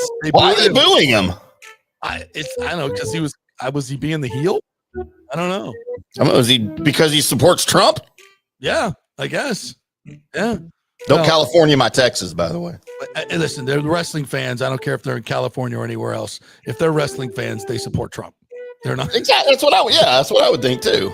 Yeah. All right, we got to take a quick break here because my man Paulo Tini is here with the food. Paulo Tini. He says he's freezing his balls off outside the door. Got to let him in. All right, quick break. We're brought to you by Cafe Paradiso. Paulo's going to join us next. We're going to talk some cooking and some football and some Rays. And TJ Reeves is going to join us as well. Lots more to come here on the JP Peterson Show. Fun to ensue. Stay with us. Old Hurricane Helene put a hurting on Tampa Bay, and for many of you, the rebuild will be a long process. You must beware of unscrupulous contractors offering up quick fixes for incredible prices. It's a scam. So go with long-standing, reputable companies like Third Generation Plumbing and AC. My friend John Rodriguez has been serving Tampa Bay since 1995 with hundreds of 5-star reviews. If you need a new AC system or any home repairs from Helene, they will work with insurance companies to get you taken care of quickly, expertly installed, of course, and a 1-year maintenance plan and 10-year warranty included on all AC units. 0% financing for 60 months. Contact them at thirdgenerationplumbing.com or 813-961-8024. That's 813-961-8024, thirdgenerationplumbing.com. So many of our Tampa Bay neighbors are finding out the hard way from Hurricane Helene that homeowners insurance does not cover flood damage. You must have flood insurance. It's a separate policy. Immediately call Italiano Insurance at 813-877-7799, and they will shop around to find the best policy before rates go up. Lock it in. Over 60% are underinsured in Florida, or you're not getting your discounts that you're entitled to. So do an insurance checkup at Italiano, and they could save you thousands of dollars. Italiano will make sure you're with a highly rated insurer, so there are no surprises in your time of need. Our hearts go out to all our neighbors devastated by Helene. These are the times we're proud to protect all the pieces of your life. Italiano Insurance, 813-877-7799. Hey, it's football season, and we welcome back the Gator Report every Monday and Friday, sponsored by the Jeeves Law Group, Jeeves lawgroup.com. Just go to the website. You can contact them through there. Scott Jeeves is a tremendous, aggressive attorney and a big Gator fan, so we appreciate him supporting this show and, of course, your Florida Gators. They are local, they are trusted, and they get results. Whether it's personal injury or anything else, any law matter at all, it's the Jeeves Law Group, Jeeves lawgroup.com. Give them a call. Tell them JP sent you. Ciao, Paolo Tini here, owner of Caffè Paradiso, one of South Tampa premier traditional Italian restaurant. We were recently voted number 3 on Open Table list of Tampa Bay's top 10 restaurants. We're very proud of that because we take great care of preparing each dish by hand with homemade sauces, pastas, only the freshest local ingredients. You won't see the big institutional vendor trucks pulling up to our back door. We get our seafood from local vendors. Sometimes I even drive out to Tarpon Springs and pick out our daily catch right off those boats. So stop by and say hello. Try our traditional lasagna, the fresh veal, some of our signature dishes like capelli al granchio, that is angel hair with lump crab meat, our branzino, that is a sea bass. We're located at 4205 South McDill, and you can make a reservation on Open Table and read all the great reviews. See you soon. Ciao. Grazie. Let's go. Right now, back to the show on FanStream Sports. All right, welcome back to the JP Peterson Show. We have a special in-studio guest. I was getting ready to bring it back because I didn't know if you were done situating yourself over there. Well, can you see everything? All right, let me just grab this. Go ahead, pop him up. See if we can do this, as I want to show the food. See my man, Paulo? There he is. There he is. There he is. Say hello, Paulo. Here, pull that mic over. Pull that mic over on in front of you there.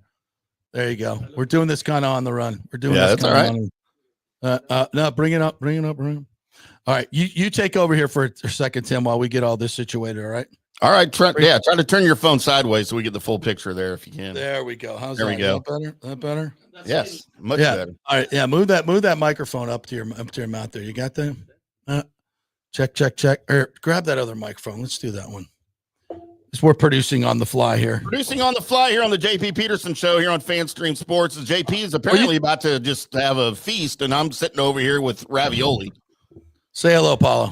Hey, hello. Everybody. Now we got you. Now we got you. Buongiorno. Oh my God, look at this. Oh my God. Look at that. Some Italian breakfast at noon. So oh my God, that's some fresh homemade lasagna. That's one of my grandmother's recipes. Goes in the family for over 50 years. We had a veal shank. It's an ossobuco. It just is that the ossobuco? Oh my God. What do you got over there? When we were kids, we used to fight for the marrow. There was one.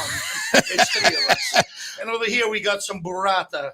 Italian fresh mozzarella, a little creamier than the regular original mozzarella with pesto and balsamic vinaigrette. Leaving the show. Yeah. How good is that?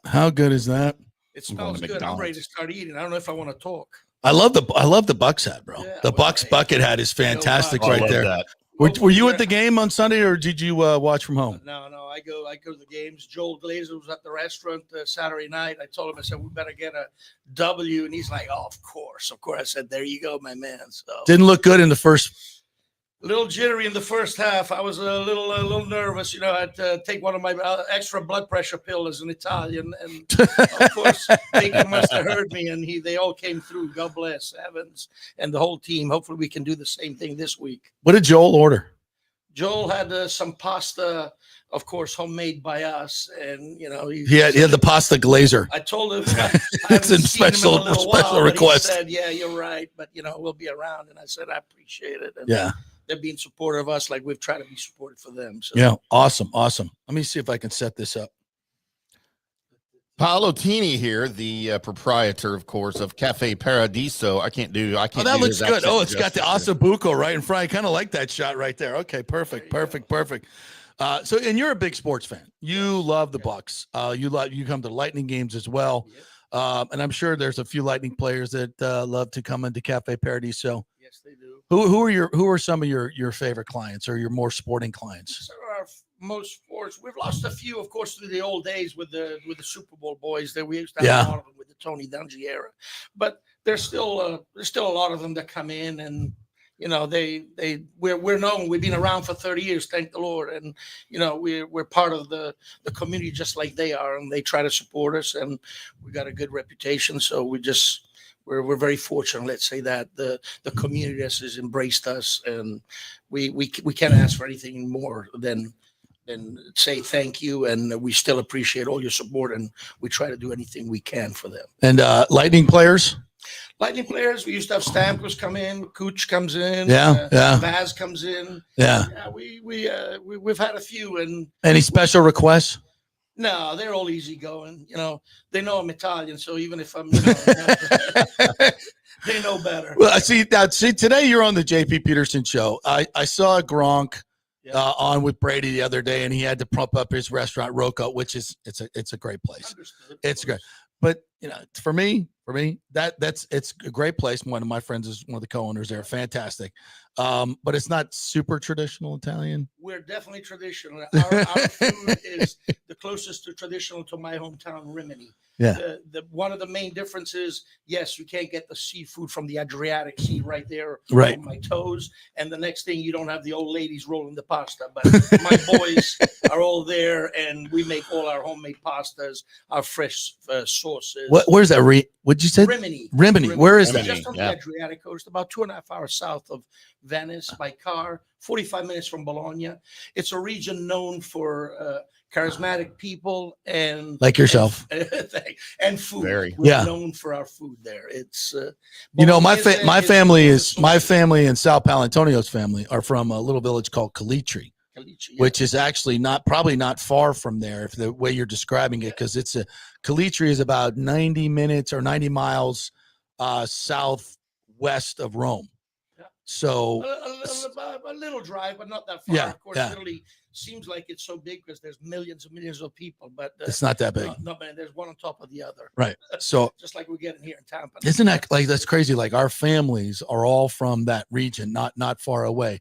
Probably cross-pollinated in some way. So I'm probably related. We probably go back to the 1400s. Sal loves my dad. Yeah. Oh, right. Started us off. I've been 50 years in this business, and I went to culinary school, and he really adores my dad. He does. And, we'll Remini's over there by San Marino, correct? Not far from San Marino. And not far from San Marino. Absolutely right. Yeah. If you want me to divulge all my passports, I do have a summer passport too. Besides my Italian and my American, the most important one. Yeah. So in terms of the recipes, I know you're going to share them here, but like, how do you? Ossobuco is not something I've never made. How do you do the ossobuco?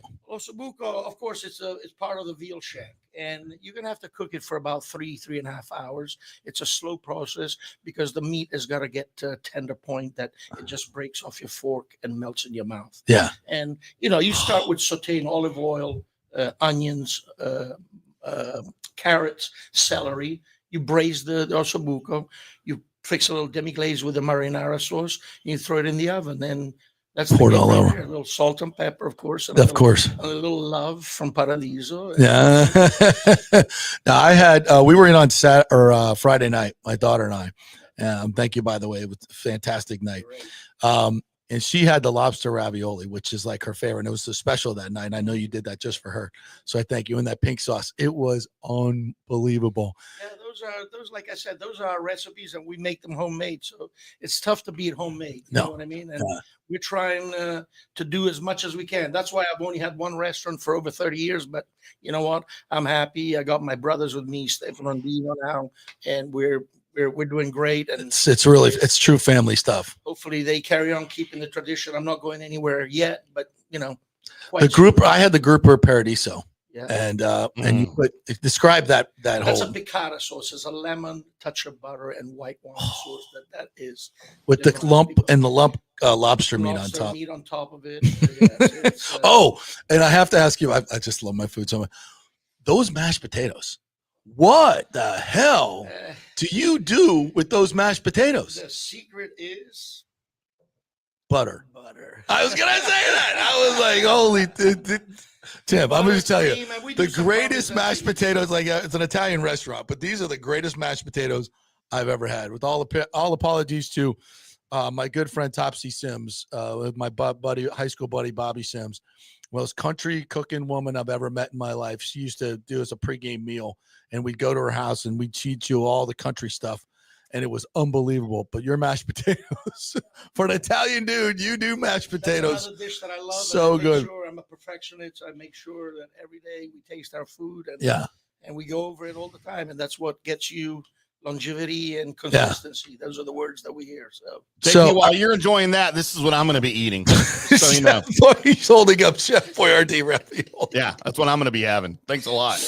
Maybe I can try and put my name on that. Yes. We'll tweak it a little bit. Yes, absolutely. I just need some more veal piccata. Oh my God, that piccata sauce! I want it in my veins. Yeah. Oh, it's so good. Some people tell me they want to bathe in it. I know. I understand what you mean. So my lasagna recipe is a little bit different from your Roxana D'Amelia's, but this is fantastic. It's the second best lasagna I've ever had. This to my is mom's. Like a 7-layer.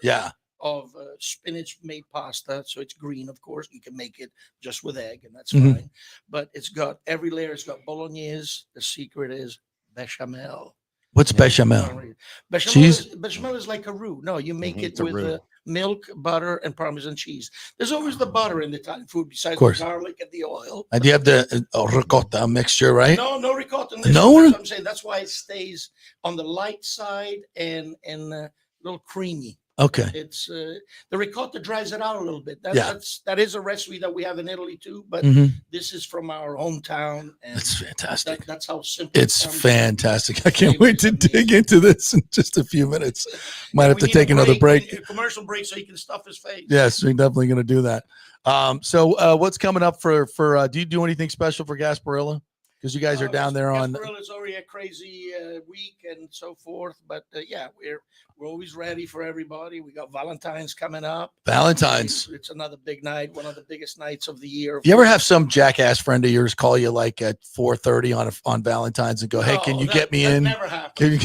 Can you get me this two top?" Tommy Lasorda was a friend years ago. He calls me at like 5:00. He's like, "Hey, I'm at the airport. Can you come and pick me up?" I said, "Tommy," I said, "You know what day it is?" He's like, "Yeah, it's Valentine's." I said, "Yeah, you know how it is."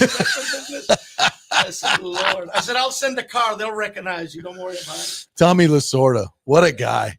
Was he the best? We've met some good people through the business. I mean, believe it or not, and I believe it or not, it's a lot of sports figures. I mean, Joe Torre is a good friend of mine. He used to come here when he was the Yankee. He still comes around here and there. But, I mean, he would just interact with customers. One night, somebody from New York just said, "Joe, what do you think about this restaurant?" He said, "This is the best restaurant ever." I mean, out loud to everybody. How about that?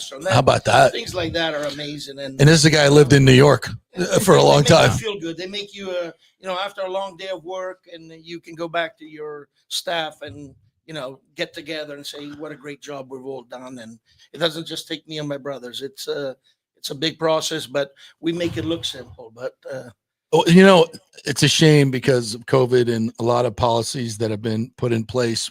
I think to crush little small business people like you and myself. They don't like us. They want 6 corporations running the world. Well, how hard? Like I said, I was putting it together. Sorry to interrupt you. We're one of the top 5 standing restaurants in Tampa for over 30 years in business. And you're talking about some names that I'll still mention, even if they're my competitors, but they're friends. Columbia, Burns, Donatello that my dad opened, Mise en Place, and us. That's if it. anybody can defer, they can let me know. But That's it. We're proud to be around with that group. It's so hard to do now, right? I mean, you're getting chain restaurants even that are closing. They've got the backing, those guys, and like you just said, they want the corporate, but we can't forget about the mom and pop. I know. The country, the people, they still love mom and pop too, and we have a lot of people that support us just for that matter right there. They're like, nothing against corporate, we will go, but we want to make sure you guys still sticking around. And like I said, it's been a blessing. I can't say anymore. I mean, yeah, it's fantastic. But if you guys, if you want some great traditional food, it's Cafe Paradiso right there on South McDale. You've been there in that location for what, 25 years now? Over 30 years. Yeah, it's absolutely incredible. So we're gonna take one more break, Tim, and I'm gonna take. I know what you're gonna do. I don't even want to hear about it. We might go in a food coma. TJ is going to join us here in just a little bit. But Paula, thank you for coming in, and really appreciate your support of the program. Awesome. And you guys, if you haven't tried this, you have got to get the Cafe Paradiso. Just go on Open Table, get your reservation. Number 3 on Open Table. Number three. And they're rated by the people. That's right. It's not the business. It's people that vote you for those things. And I'm going to try to get Paulo after we're done with the show here today to cut another spot. So we'll have a brand new, very popular Paulo Tini spot. It's the best.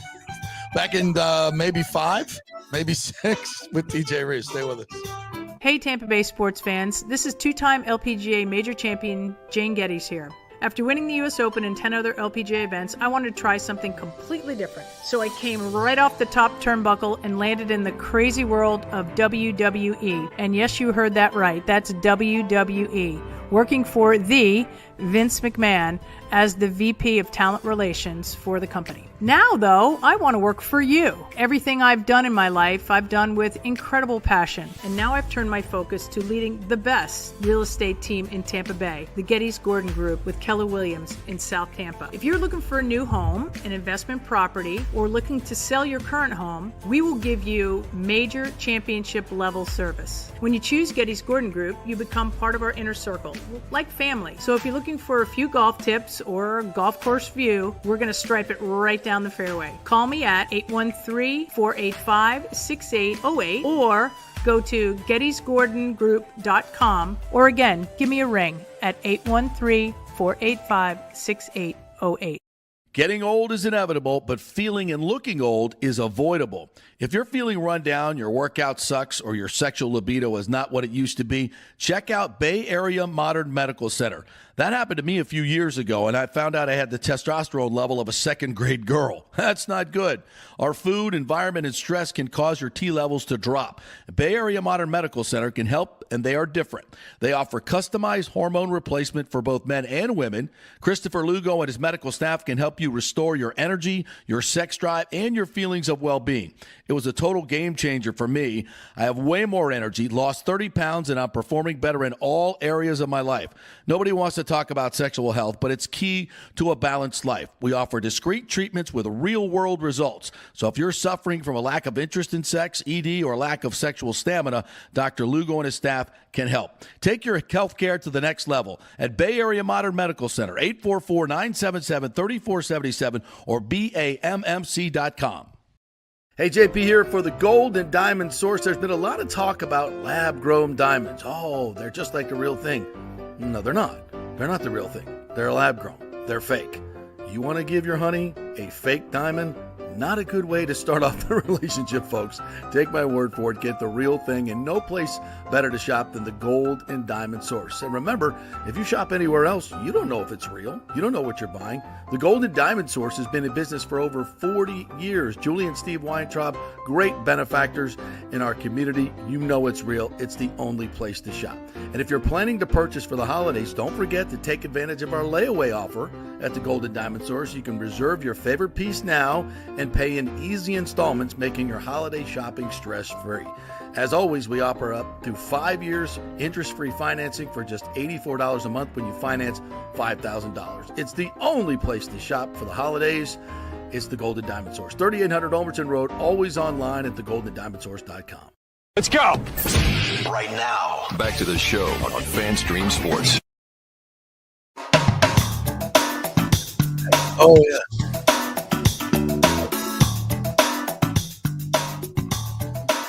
Welcome back to the JP Peterson Show right here on Fan Stream Sports. As JP's over there dallying with all the food and with Paolo and just rubbing it in while I got my Chef Boyardee ravioli in the microwave in the green room here in Dallas.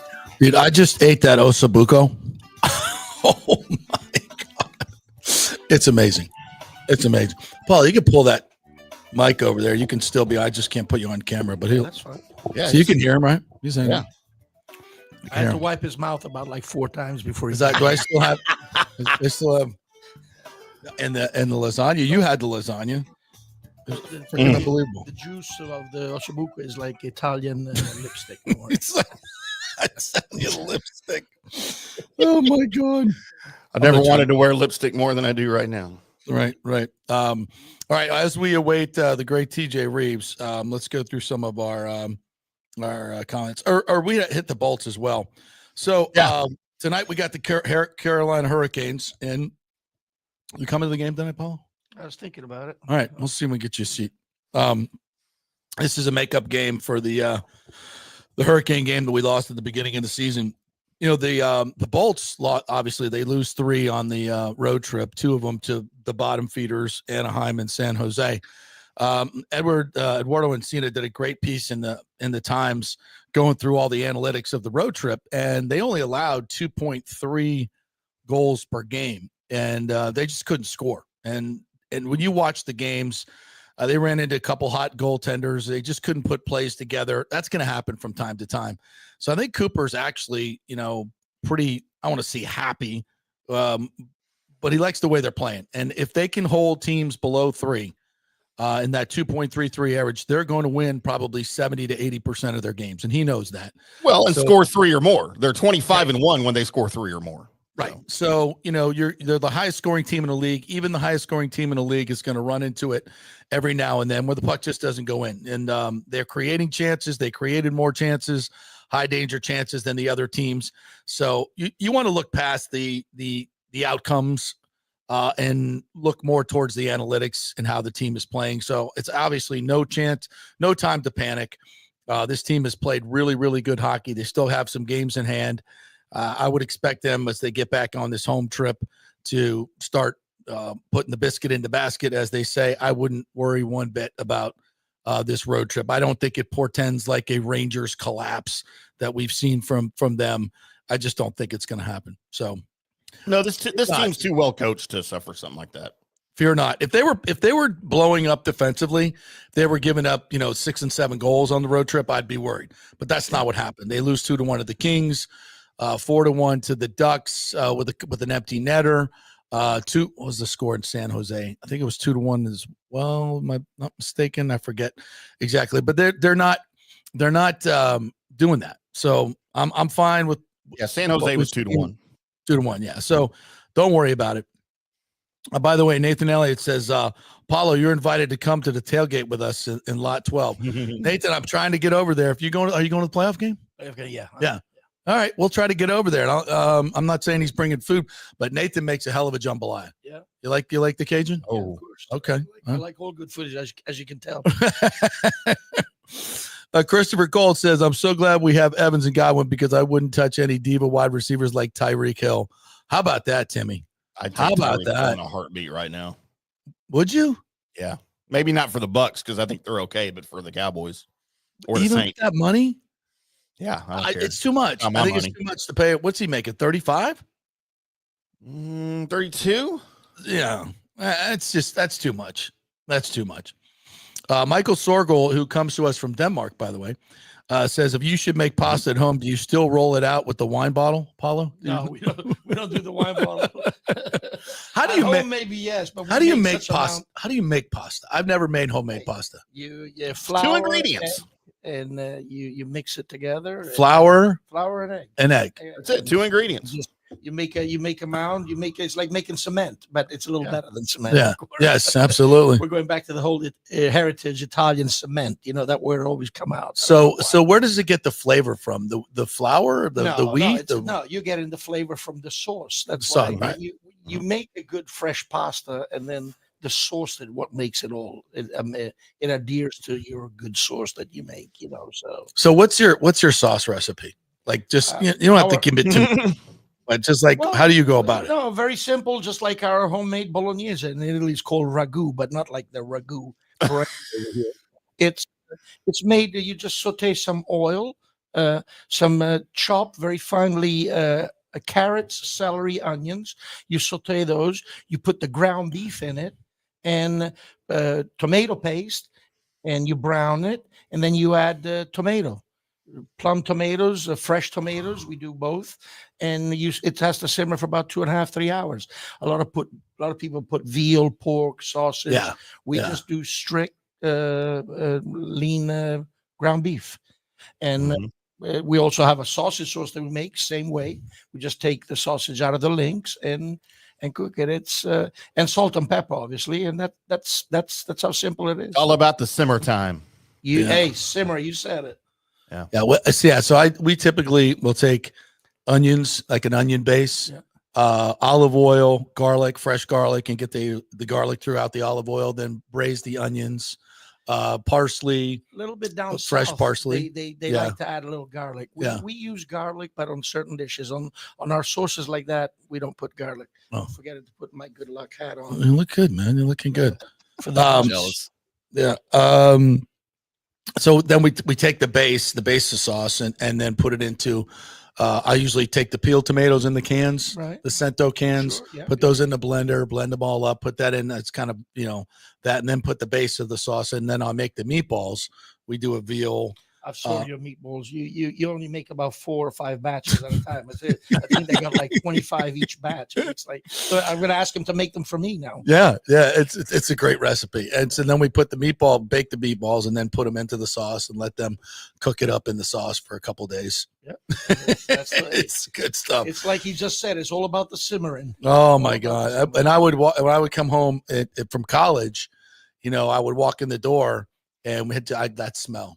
Smell and through the house when my mom's making sauce. It's just the meatballs and oh my god. That was just like my grandmother and my mother. We had at home it was like a restaurant, like you're just saying. It was amazing. I mean, you never had turkey for Thanksgiving, right? Turkey. No, we do. We have that too because we want a nap after we have all the pasta. Right. But we always have pasta also. Trust me, it's an American Italian tradition for us. So are you a wrestling fan? No, not really. No, I used to have some friends when I lived up in Atlanta, but so Netflix last night had their first WWE show in the new arena in LA, and I was like, there's no football or lightning on tonight. I'm gonna try this. I'm gonna sample it a little bit because I saw they put out the cold open that Triple H narrated. Did you see that, Timmy? It was kind of like it was a little bit of it was like the history of wrestling. So well produced, so well written. It hooked me. It really did. So many from Tampa. Yeah. Oh my God. Tampa is such a rich tradition of the foundation of wrestling. Obviously Hulk Hogan, all the wrestlers that lived here, and Gordon Soley, the Armory, all that stuff. That's it's a rich history here, and it was an important part of the foundation. So the Netflix thing was another step for them. Now, it's 280 million homes, 80 different countries that Netflix is in. So they're opening up to a whole new audience. So I'm like, I'm going to try this and see what it's like. And I was blown away. To be quite honest, I was blown away. I just turned into the end when they did the CM Punk. Who was the other guy that was in the ring with him? Scott something, or I forget who the other guy was. But I was like really impressed. Like the athleticism, it was actually more real than the old stuff is. Yeah, wow. Like some of the stuff they did was unfreaking believable from an athletic standpoint. I know I sound like a very immature neophyte wrestling fan, but I was very impressed. Well, the production that way, like you're saying, because I think not like it's never lost, but something like you just said, going back to Netflix, trying to get a different crowd, more crowd, and the fakeness of it a little bit is getting a little old. And like you said, if you're saying that, it wants me to start maybe going to at least watch another time. The scripting was good. The actual match was very entertaining. I found it incredibly compelling. And, there are points where I look at it and I say, my God, he's a grown-ass man dressed up in a costume like that in these short shorts. And they're just, and they're staring at each other. It's like, I don't know whether to be impressed or just laugh. And I'm like, either way, but I'm saying to myself, either way, it's a good show. Entertainment. It's a good show. It's not a bad show. Like, it's entertainment. And I'm like, at this point with the NFL and the script writers we have there, what the hell's the difference? I feel like everything's fixed anyway. Yeah. So I'm like, you know what? This isn't bad. Especially when I was impressed. Yeah. Did you watch any of it? You're not a wrestling fan, Tim. No. I haven't watched live wrestling since the Von Erichs here in Dallas in the 80s. Yeah. But like I said, when we're here in the studio on Wednesday nights and on Mondays doing the Colby Sabin IndyCar Tim show, Colby's a huge wrestling freak. So at least 1 to 2 of the 70 TVs we have here in the studio, he'll have on, but we'll have the volume down. And I get yanked into it, like just with no sound watching it. I'm like, what are we doing? But I watch it, I can see myself getting back into it. I just don't have time. Understood. I don't have I have a busy dating life. I don't know if TJ's texting me or not, but I can't because I got Paulo on the phone here. So, want me to text him? I can text him. Yeah, you got his number. Text him to see if he's coming on. Yeah, there we go. All right, you can have that back. Some other comments coming in from Christopher Cole. I'm so glad we have Evans got one. Yeah, I wanted to get to this one though. What is this Deion Sanders Tennessee Titans news? I haven't heard any of that. Obviously there's something going on with them. He's reached out to the Titans. They have the number 1 overall pick now. They have the Shedeur Sanders pick. Is that correct? I can tell you here in a second. So I didn't see how it shook out. They do. Yeah. They do. They beat out Cleveland. Well, that's interesting. They're building a new stadium. Mm-hmm. It's, in the South, which I think Deion would probably prefer.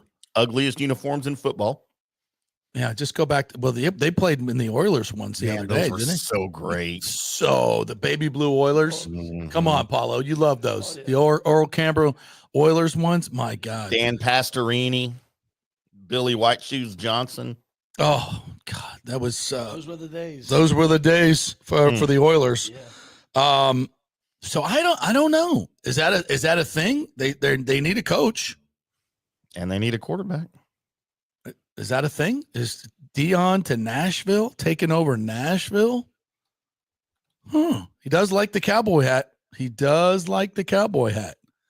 If you're the Titans, do you do that? I mean, that's a franchise that has become irrelevant, boring and irrelevant.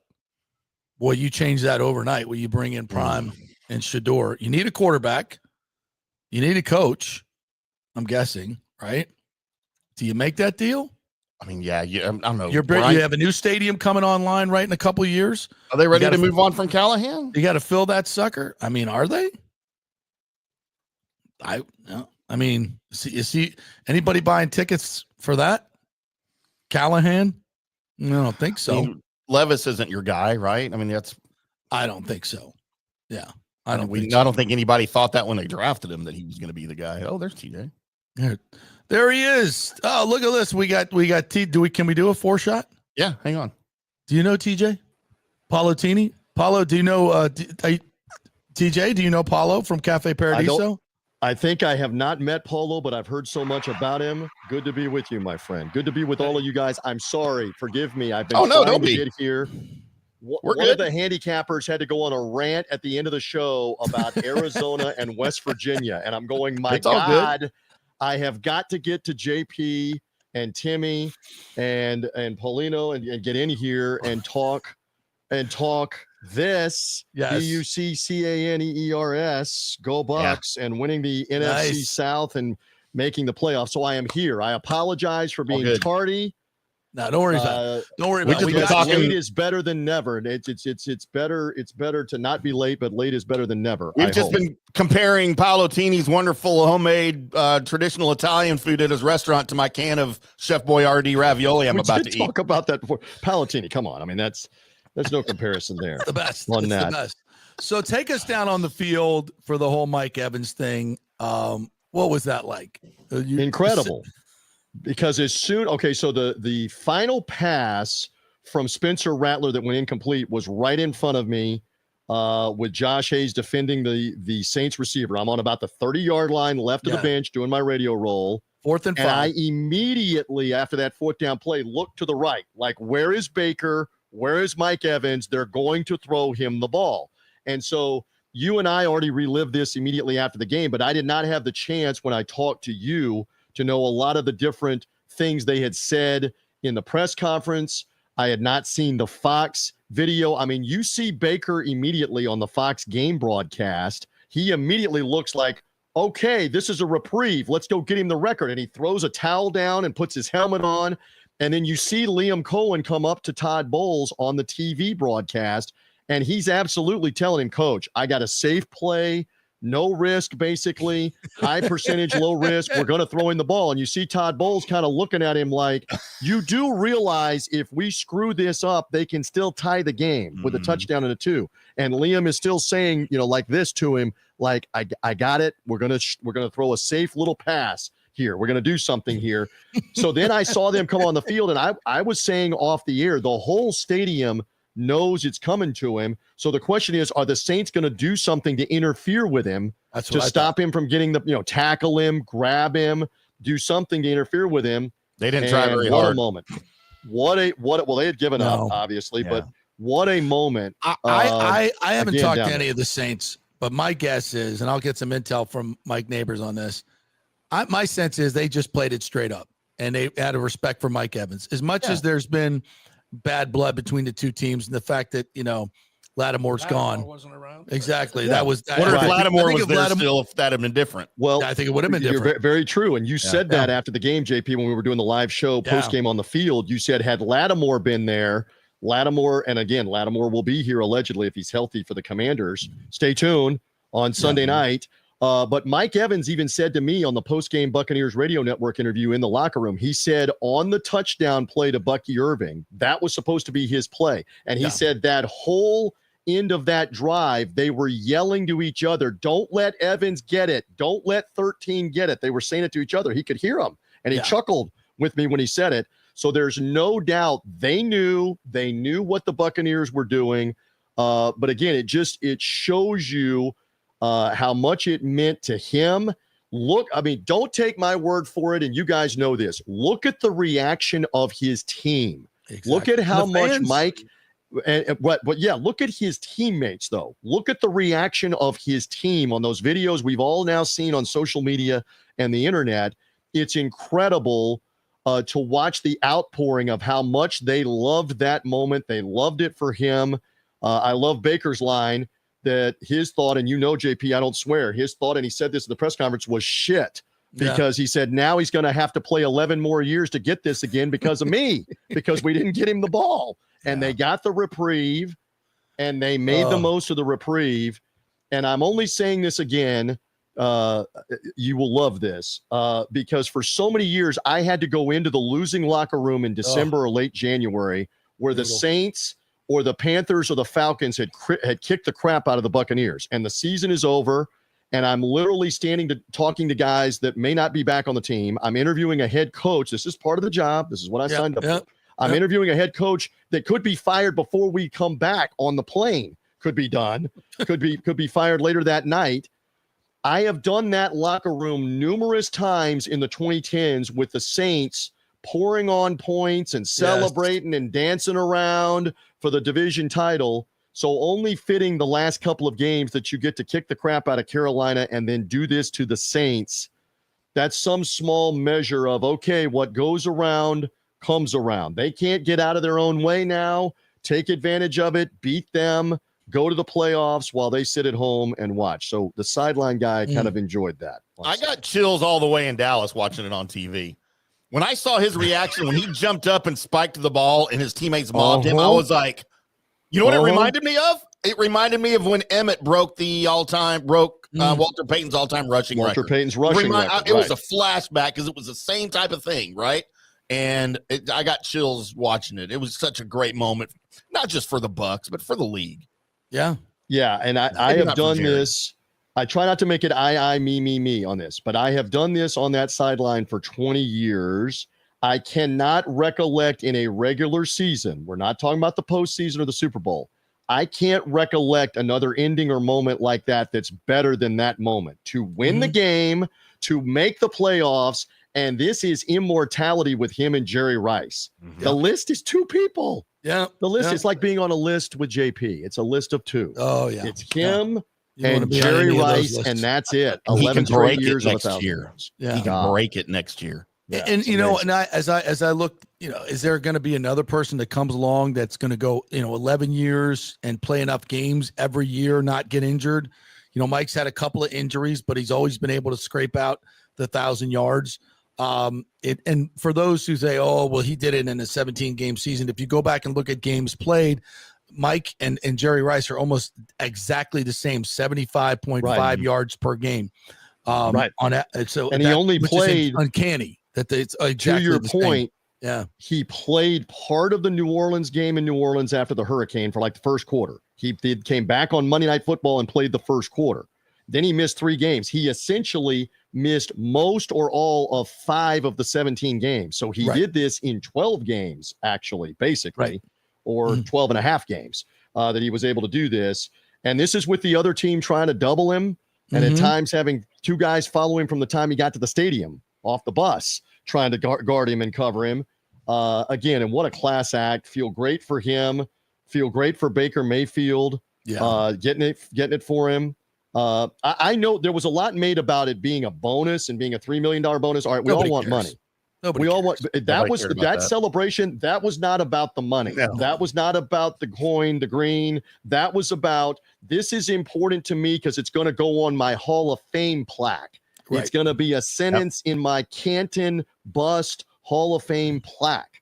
That's what was so neat about being around that. So I haven't done a ton of research on this. The top 2 names that came into my head: Justin Jefferson is on 5 years to start his career of 1,000 yards. Jamar Chase is on 4. So even those guys who are considered 2 of the greatest in the game right now, they got to double up what they've already done just to get close. Just to get close. So get back to us in 2030 is what you're saying when they start to get close. Another 6 years before they start to get close to this. And that's provided that Mike doesn't get the 12th year next year. And maybe, dare we say, he wants to play on, not that 13? Old, tries to add a 13th year or beyond. It's still incredible that Jerry Rice did it 14 times, not 14 years in a row. Right. Just 14. And this is an era, again, I don't want to be get off my lawn guy, but JP, Tim, and guess we know this. Get off my lawn. But they would destroy wide receivers over the middle with a safety hitting you in the head. And everybody would look around and go, okay, second down. There was no penalty. There's nobody being ejected. I mean, you were allowed to mug and tackle guys 15 yards down the field, and they're not calling it in Jerry Rice's era. And he had 14 1,000-yard seasons in a much rougher era. But you bring up a good point. Are Jefferson or Chase going to play, both LSU guys that played with Joe Burrow, are they going to play another 8 years at the high level to get to not 11 with the money they're straight making. or 12 straight? No, not with the money they're making. Wonder. And by the way, Jerry Rice did it 14 years out of 20. So, I mean, come on. If Mike Evans was to play 20 seasons, think about what that number would be like. Correct. So, Teej, you got Commanders coming in, Sunday Night Football, another prime time. I know the Bucs are 0-4 on prime time. That doesn't mean anything to me. It's just a. What are you talking? You're talking about this year, right? Because the Monday night playoff win. Right. The Monday night playoff win was actually in January, if we count that in in the calendar year for last year. But I understand there are concerns. I've seen the other stat too, that in the case of the Eagles, Green Bay, and the Bucs Commanders, it's a rematch of Week 1. And I think I saw in the last 25 years, there have been 4 instances where teams that met in the first week met in the first game of the playoffs, and the road team is 4-0 in those situations. Wow. Now, the Green Bay Philadelphia game was a Brazil game. Remember, I don't even know who did they consider the home team in that game. Were the Eagles the home team? I think that game? so. I don't know. No, but the Bucs were home with the Commanders for whatever it's worth. That game was so long ago. I feel like it was like 2 years ago with the Commanders in and it was Week 1. Jaden's first game, his first NFL game. Jaden Daniels' first game, Liam Cohen's first game, getting used to the Buccaneer personnel, which basically didn't play in the preseason, and they still put 37 points up on the board. Yeah. in that game. This is seems that they couldn't write. This is gonna be. Yeah. Lattimore versus Evans. Make him toast. I hope Evans toasts him. If he plays. If Evans can get after Lattimore, if he's out there playing. Well, we know this. Washington's defense and secondary has given up a ton all year. This may be who has the ball last. Their run in the defense. fourth quarter with this.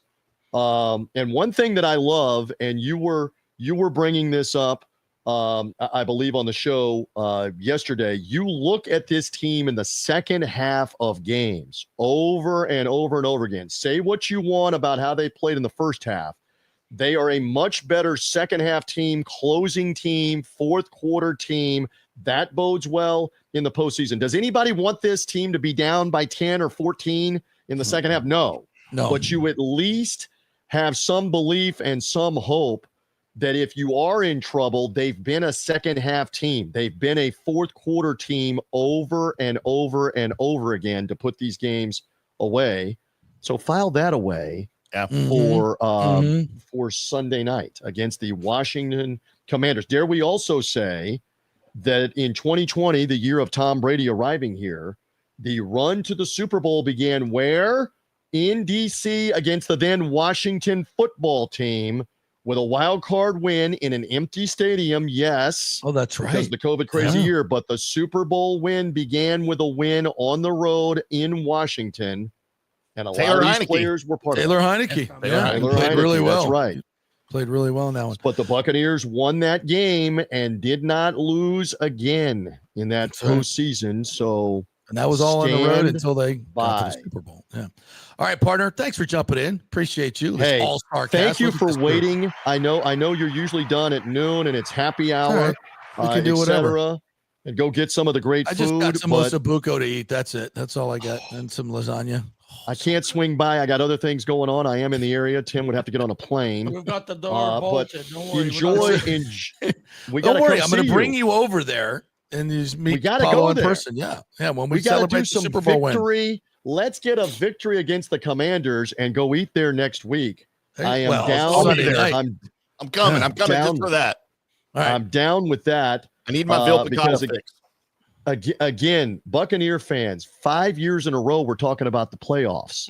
I mean, we went the entire decade of the 2010s and weren't in the playoffs once. 5 straight years. Enjoy this. Be loud at Raymond James Stadium. You win this game and you're in the tournament. You don't know what happens. You don't know who you're playing next. When upsets happen, just get me a win and let's see where we are. And I look forward to being back with you next week, my friends. All right, Tish. Thanks, buddy. Paulo, thank you for coming in, my friend. Paulo, bringing me food. Be well. Timmy, thank you. Thanks to all of our listeners and guys who commented today. We appreciate all your comments as well. Tomorrow we may have another in-studio guest tomorrow we're working on, so stay tuned for that. We'll have 2 hours of great Tampa Bay sports talk for you either way. Have a great day, everybody. I'm going to go eat some ossobuco and lasagna.